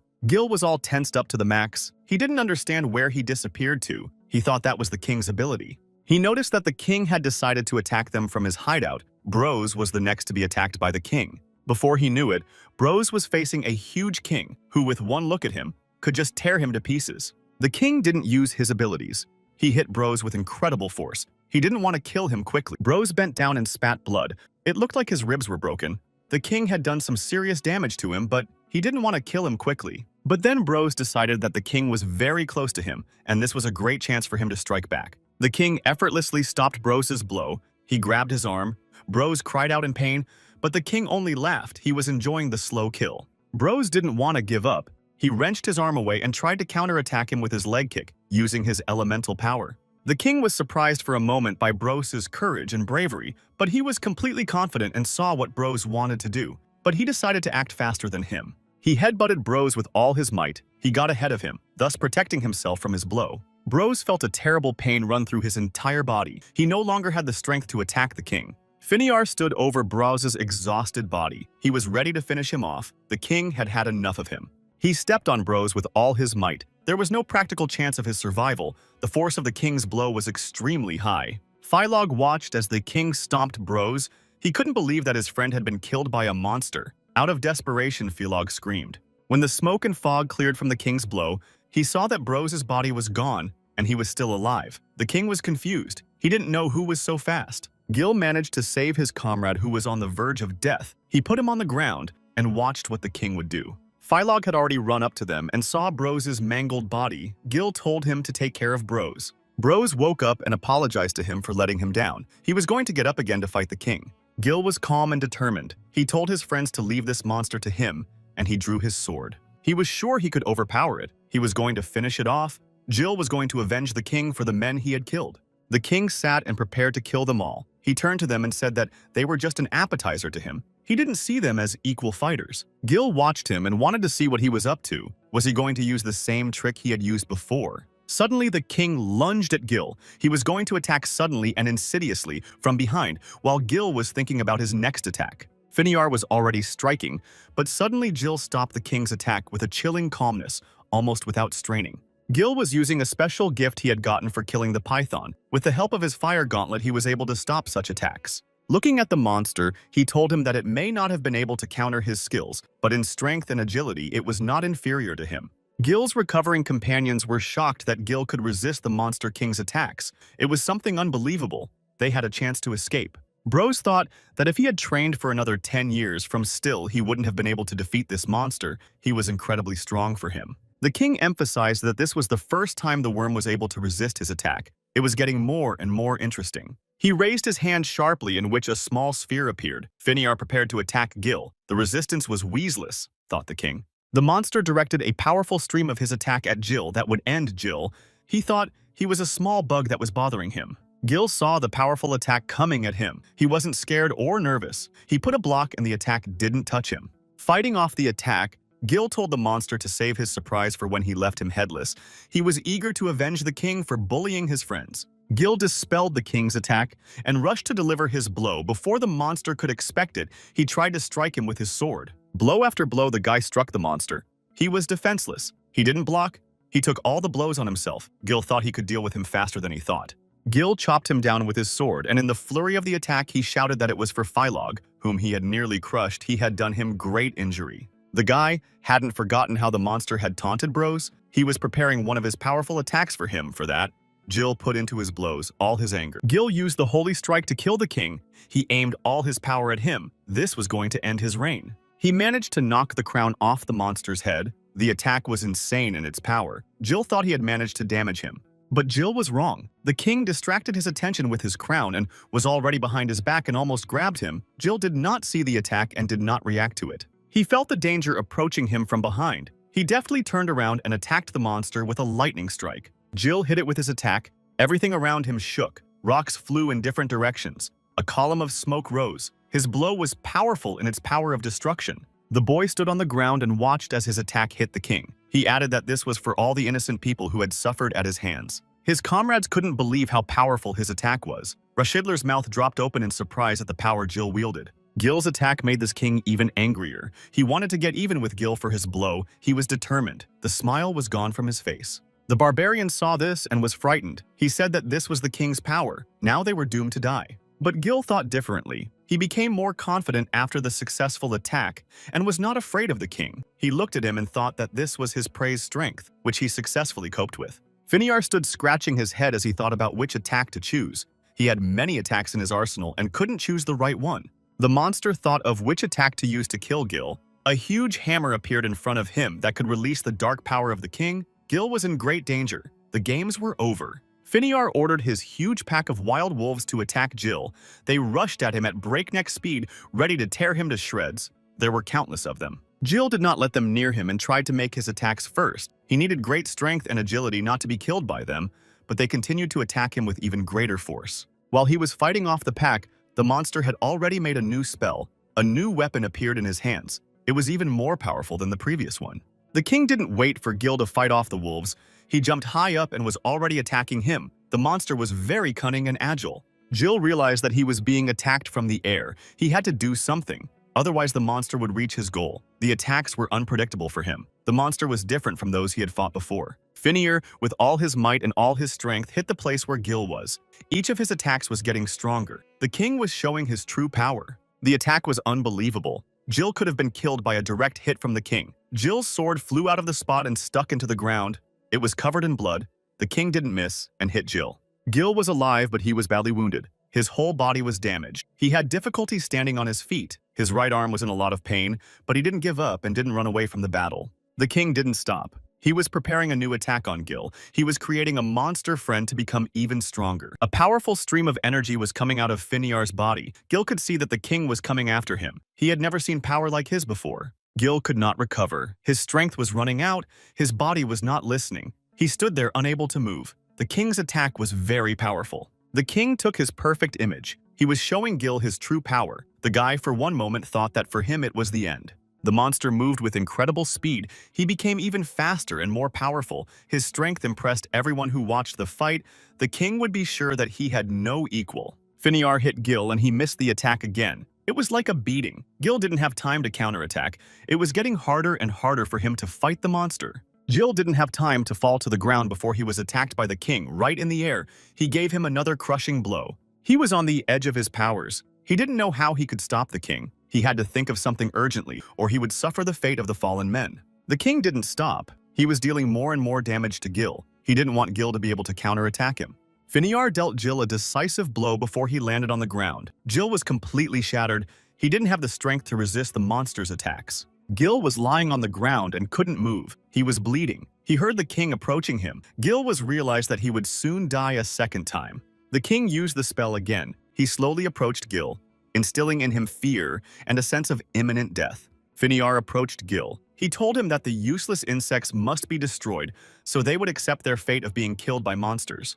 Gil couldn't answer the king. He had no strength left. The king's words gave him negative thoughts. If this time everything he believed in was coming to an end. But Gil didn't want to die like that. Memories of home, of his beloved girl, of Sally and Uba began to appear in his head one by one. He couldn't give up and lose to him. The image of his mom's face appeared in front of Gil. She was calling him to her. Her smile warmed the guy's heart. He loved his mom madly, and he was determined that he would see her no matter what it cost him. He remembered her picking him up from school when he was little. It was his mom who was the motivation for Gil to persevere, to get out of the game. Gilo's face was covered in dark matter. There was black smoke all around him. It was weathering the awakening of some power hidden within him. The bright light blinded Bros and Phylog. They did not understand what was happening to Gil. The barbarian behind them, hidden behind a rock, was very curious about what was happening there. A new, very powerful sword appeared in Gil's hands, not like the one his grandfather had given him. He raised it up and let the monster know that the fight wasn't over yet. Gil was getting stronger and stronger. His strength was overwhelming him. He had awakened a power unknown to him that had saved him when he was on the verge of death. He changed a lot. His hair became silver. He was surrounded by dark matter. What happened to him was not clear to anyone. Gil was silent and transformed. And an unexpected voice brought the guy to his senses. Someone was calling him, asking him to get up. Gil was scared. He didn't know who it was and what he wanted from him. Gil was high in the sky. It was as if he could fly. It seemed to him that he was in a dream and could not wake up. Anxious thoughts did not leave his head. He opened his eyes and looked around. He didn't understand what was going on. He had just fought a monster king. He wanted to know where he was. What was this amazing place? The land was like sea waves and he himself could fly. Everything seemed unreal to him. Gil looked at his hand. It was shrouded in a strange, white glow. He wondered if he was already dead and had fallen into the realm of the dead.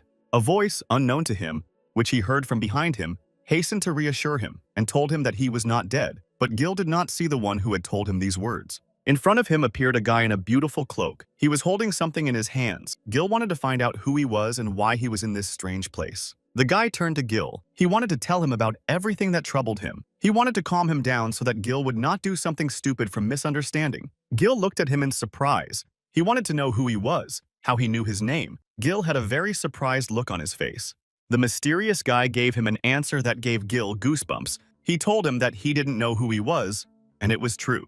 He didn't know how long he had been in this place. Maybe it was 1,000 years or 10,000 years. He had lost count. Gil was excited by the stranger's answer. The stranger tried to reassure Gil. He had heard a voice once that told him that one day he would be taken away from there, but he didn't know anything else. He looked at it carefully and was relieved to say that it looked like that moment had come and Jill would free him. Gil was angry at not understanding what was going on. He couldn't understand what the stranger was talking about. Gil had just asked him to tell him how he could get out of this strange place. He stood there hoping that he would show him how to get back out. He had to fight on. He couldn't leave his friends in trouble, but the stranger just asked Gil to agree, and then there was silence. The stranger got down on his knee and asked Gil to become his master, which amazed him even more. He didn't know how to react to what was happening. He stood in front of Gil, bowing his head, his voice telling him that only the one he would ask would be able to leave this place. It was for this reason that the unknown man had asked Gil to become his master. He recognized him, and it was time for him to leave this place. Gil had agreed to the stranger's terms, to become his master, and now he had to get Gil out of this strange place.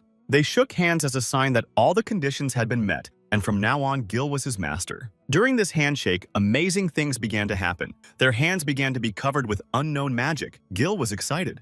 After a moment, Jill was once again standing in front of the Monster King, who was preparing to attack him. It was as if Jill had never disappeared. Gil watched the monster carefully. He was really back from that place. That uncle had not deceived him. Now he was going to continue the fight. The guy felt an incredible energy that spilled over his entire body. Whether it had something to do with the fact that he had agreed to become his master was unknown to Gil. He managed to awaken the element of chaos, but what it meant Jill did not understand yet. He did not fully understand his characteristics. Jill was charged with victory. Now he had a new element and a new weapon. That uncle who appeared in front of him must have been the embodiment of the element. Jill liked the new sensations. The king of monsters saw Gil and was confused. It just couldn't be true.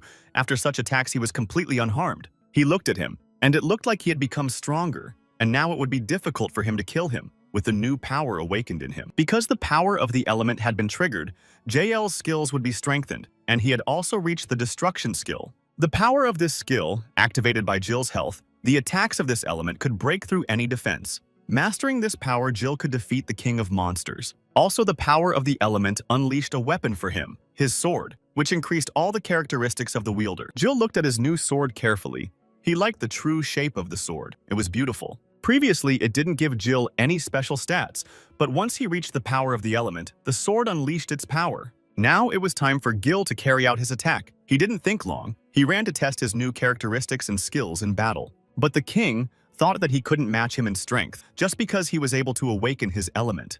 Gil didn't listen to what the king was telling him. He continued his attack. He approached him and struck him. He broke through his defenses and shattered his mask. He managed to damage him. Finiar got up after Jill's attack. He didn't take much damage, but Jill hurt his ego. The king immediately rushed to attack. He couldn't lose to this worm. It was impossible for him. There was no point in holding back now. He was going to crush this insect once and for all. The monster tried to make his attack, but Gil was faster and counterattacked it with his new technique of explosive slash, which hit the king. Jill didn't stop at one attack. He continued to chop him with his sword. Finiar couldn't believe that Jill was able to damage him. There was only one thing left for him to do, to destroy the Monster King once and for all, to avenge him for all the innocent people. Jill dealt the king a fatal blow. His health was reduced by 90%. He had no chance of surviving Jill's attack. Jill won. He successfully destroyed the Sunil boss.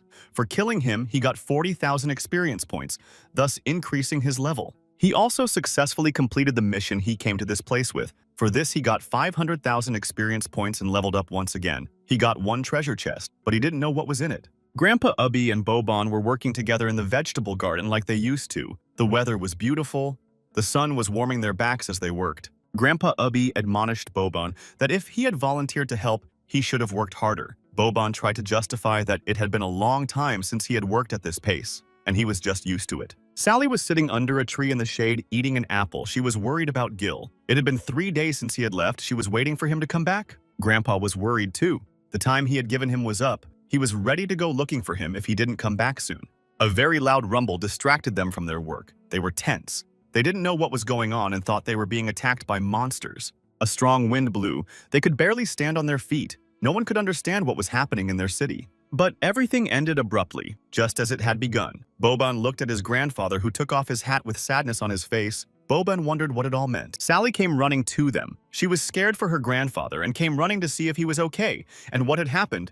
Neither she nor Boban understood anything. Ubby explained to them that it was the energy waves that manifest after destroying high-level monsters. The source of the wave was coming straight from their lair. With a serious expression on his face, Grandpa added that it was likely that Gil had awakened the power of the element and killed the Monster King. The energy wave was still coming out from the dead body, the defeated king for a long time. It possessed everyone that the monster had killed. The barbarian looked at the wave and was shocked. His king was killed by a boy according to the wave. He couldn't believe it. Philog. If he hadn't seen what was happening with his own eyes, he would never have believed that such a powerful man even existed. He was in admiration of Gil. Bros marveled that such destructive power was unleashed literally in an instant. It amazed him. He looked at Gil and speculated if he could have just been hiding his true power all this time, keeping it for the very last resort. Gil stood there and still couldn't believe that he had defeated such a strong enemy, but what scared him more was the guy from the dream who had helped him get this power. He said that Gil was his master. He didn't know what his words meant yet.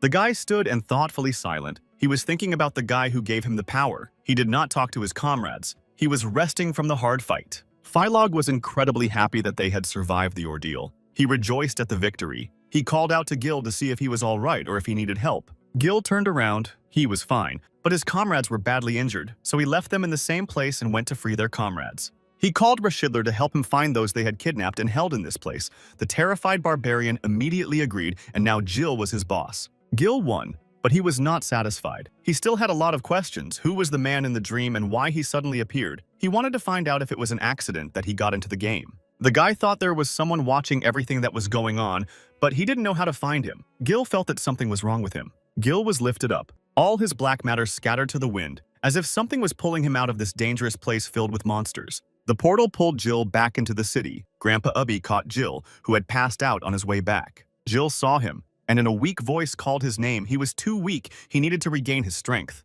Gil faintly added that he had accomplished his grandfather's task. He had defeated the king of the monsters. He woke up lying on the bed. He heard someone calling his name and asking him to wake up. He opened his eyes, but could not understand where he was. Gil turned his head and saw a familiar face. She was telling him it was noon. How long was he going to sleep? It was time to wake up.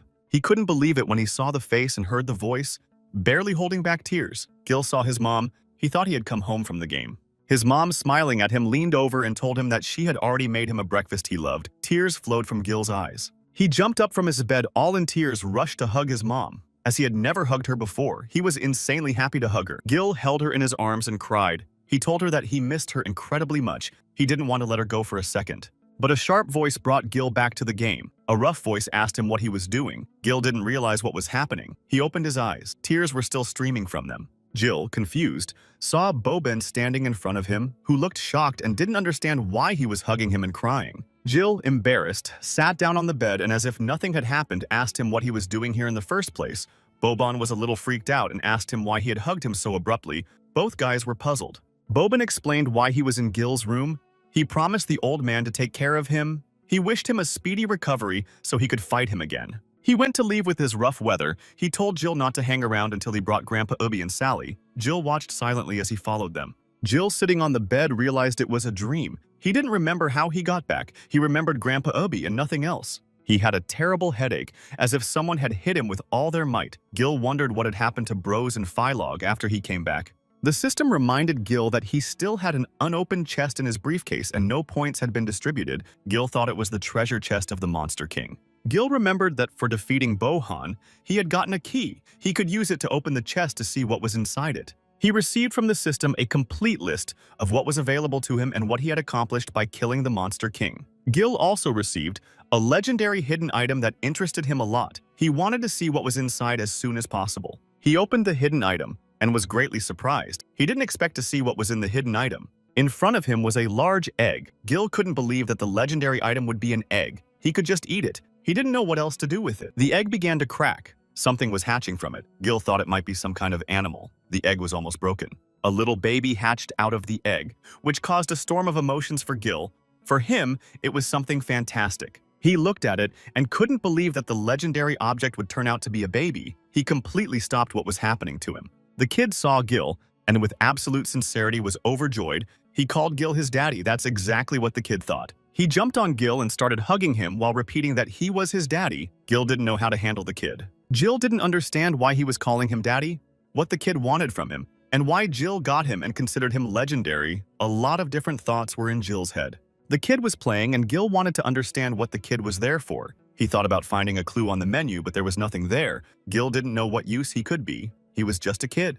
The child was having fun rolling around on Gil's bed, who stepped aside with a puzzled face. He didn't expect to see a child when he opened the chest. He tried once again to go into the menu and recognize what the baby was for, but he didn't have the powers to recognize living things. Now the baby was attached to Gil. This didn't please him and made him a little angry. The baby crawled all over Gil wherever he wanted, all the while calling him daddy when he was on his head. Gil didn't stand out and yelled at the baby. Gil calmed down and pulled himself together. He didn't know how to handle the baby, and he didn't know what he wanted him for. He held the baby by the leg upside down. He repeated to him that he was not his father. Besides, he couldn't be with him all the time because it could be dangerous for him. Gil looked the baby in the eye and told him that he would ask Grandpa or Sally to take care of him. When Jill was telling the child this, he noticed that something strange was happening to him. He had seen other children change their behavior when they were not happy. The child didn't like what Gil was saying to him, and he began to scream and cry with all his might, expressing his displeasure to Gil. He cried harder and harder. Jill didn't know how to calm him down. He just asked him to calm down and stop crying. Jill had no experience in childcare. Jill received a notification from the system that, for abandoning a living creature, he would receive a 30-minute punishment that would begin in 10 seconds. Jill didn't even have time to realize what the punishment was or how it was activated. The seconds flew by one after another. When the time was up, the child began to glow intensely as if he was a portal, and it was sending him to fulfill the punishment. Jill covered his eyes with his hands. The intense light coming from the child made him realize what was happening to him. Jill looked out from under his arm to see what was happening. He saw an even brighter light that filled the room. The baby carried him to a place unknown to him. Gil looked around and saw snow all around him. He couldn't even guess where he was. The baby was sitting on the snow and crying. Gil leaned over to him and tried to comfort him. He promised him that he wouldn't leave him. He was just a schoolboy who didn't know how to take care of children. Jim heard someone's ominous and violent growling behind him. He turned around to look at the monster. He saw two monsters in front of him. They were predators of the snowy fields, level 40. They had huge horns on their heads. They were huge monsters. Gil saw them and couldn't understand what picked up meant. It was something new to him. He hadn't met such monsters before. He was tasked with destroying all the monsters in 30 minutes.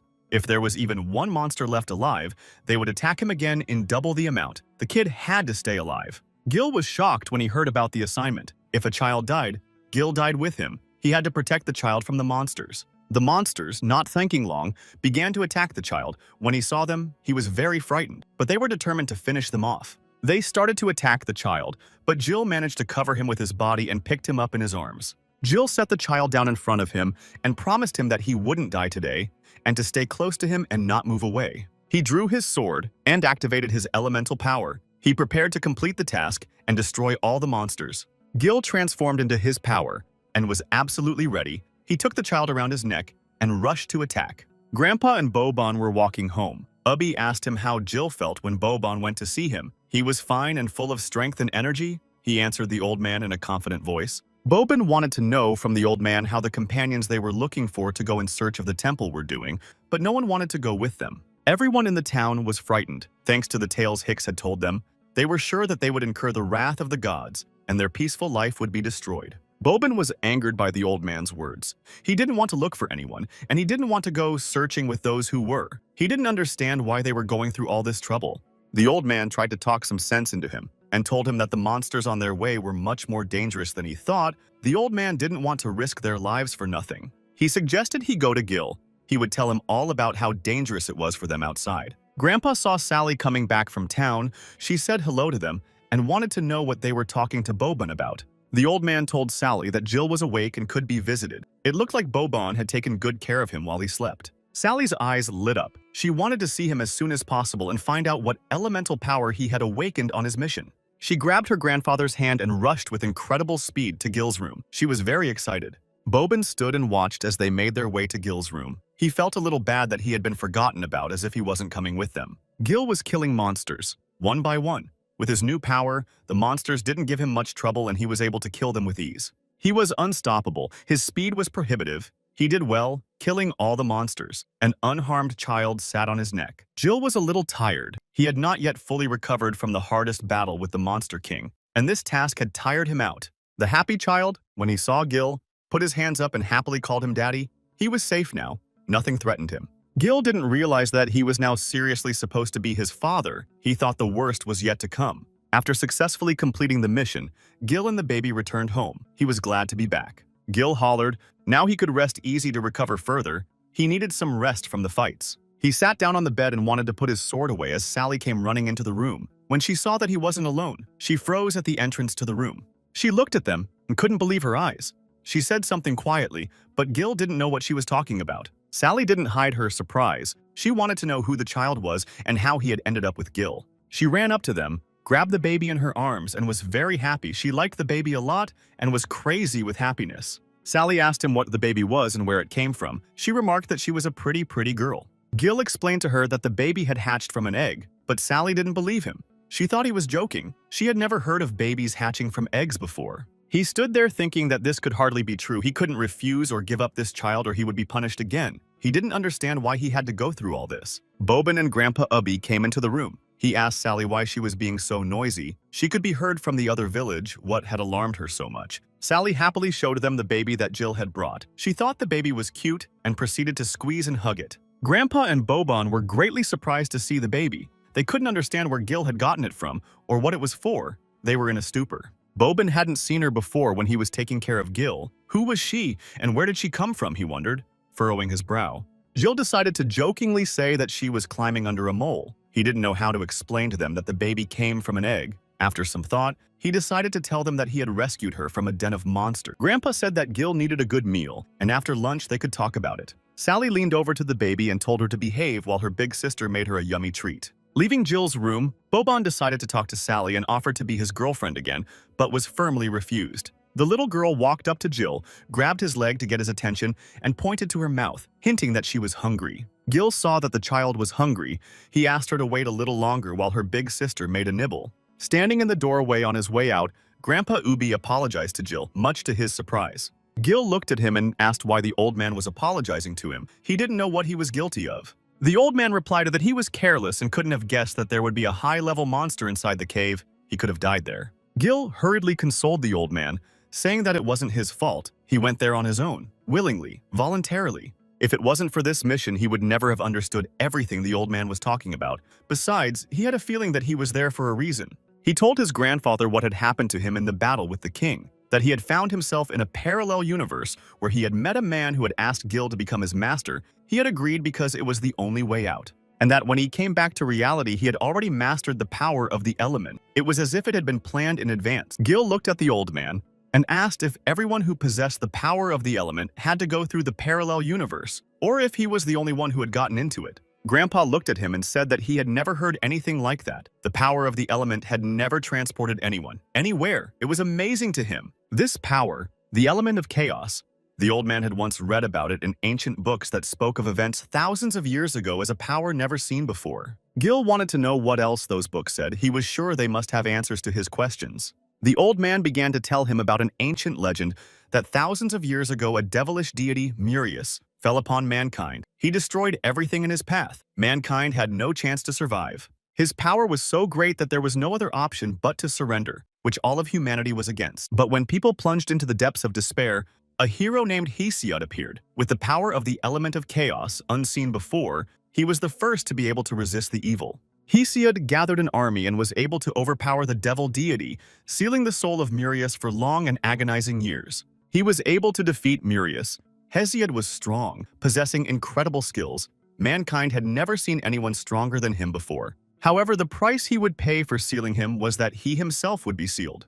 Gil assumed that that man from the parallel universe was Hesiod, who found himself sealed there forever. Grandpa Ubby replied that if he had really gotten the power of the chaos element, then, and the old man stopped talking as if he didn't want to scare Gil. But after a while, he said that the man he met was Hesiod. Gil's emotions were all mixed up and he didn't know how to react to his grandfather's words. Sally appeared on the doorstep. She called out to them, then asked what they were talking about, but she had come to invite them to the table. It was time to eat. Grandpa turned to Sally.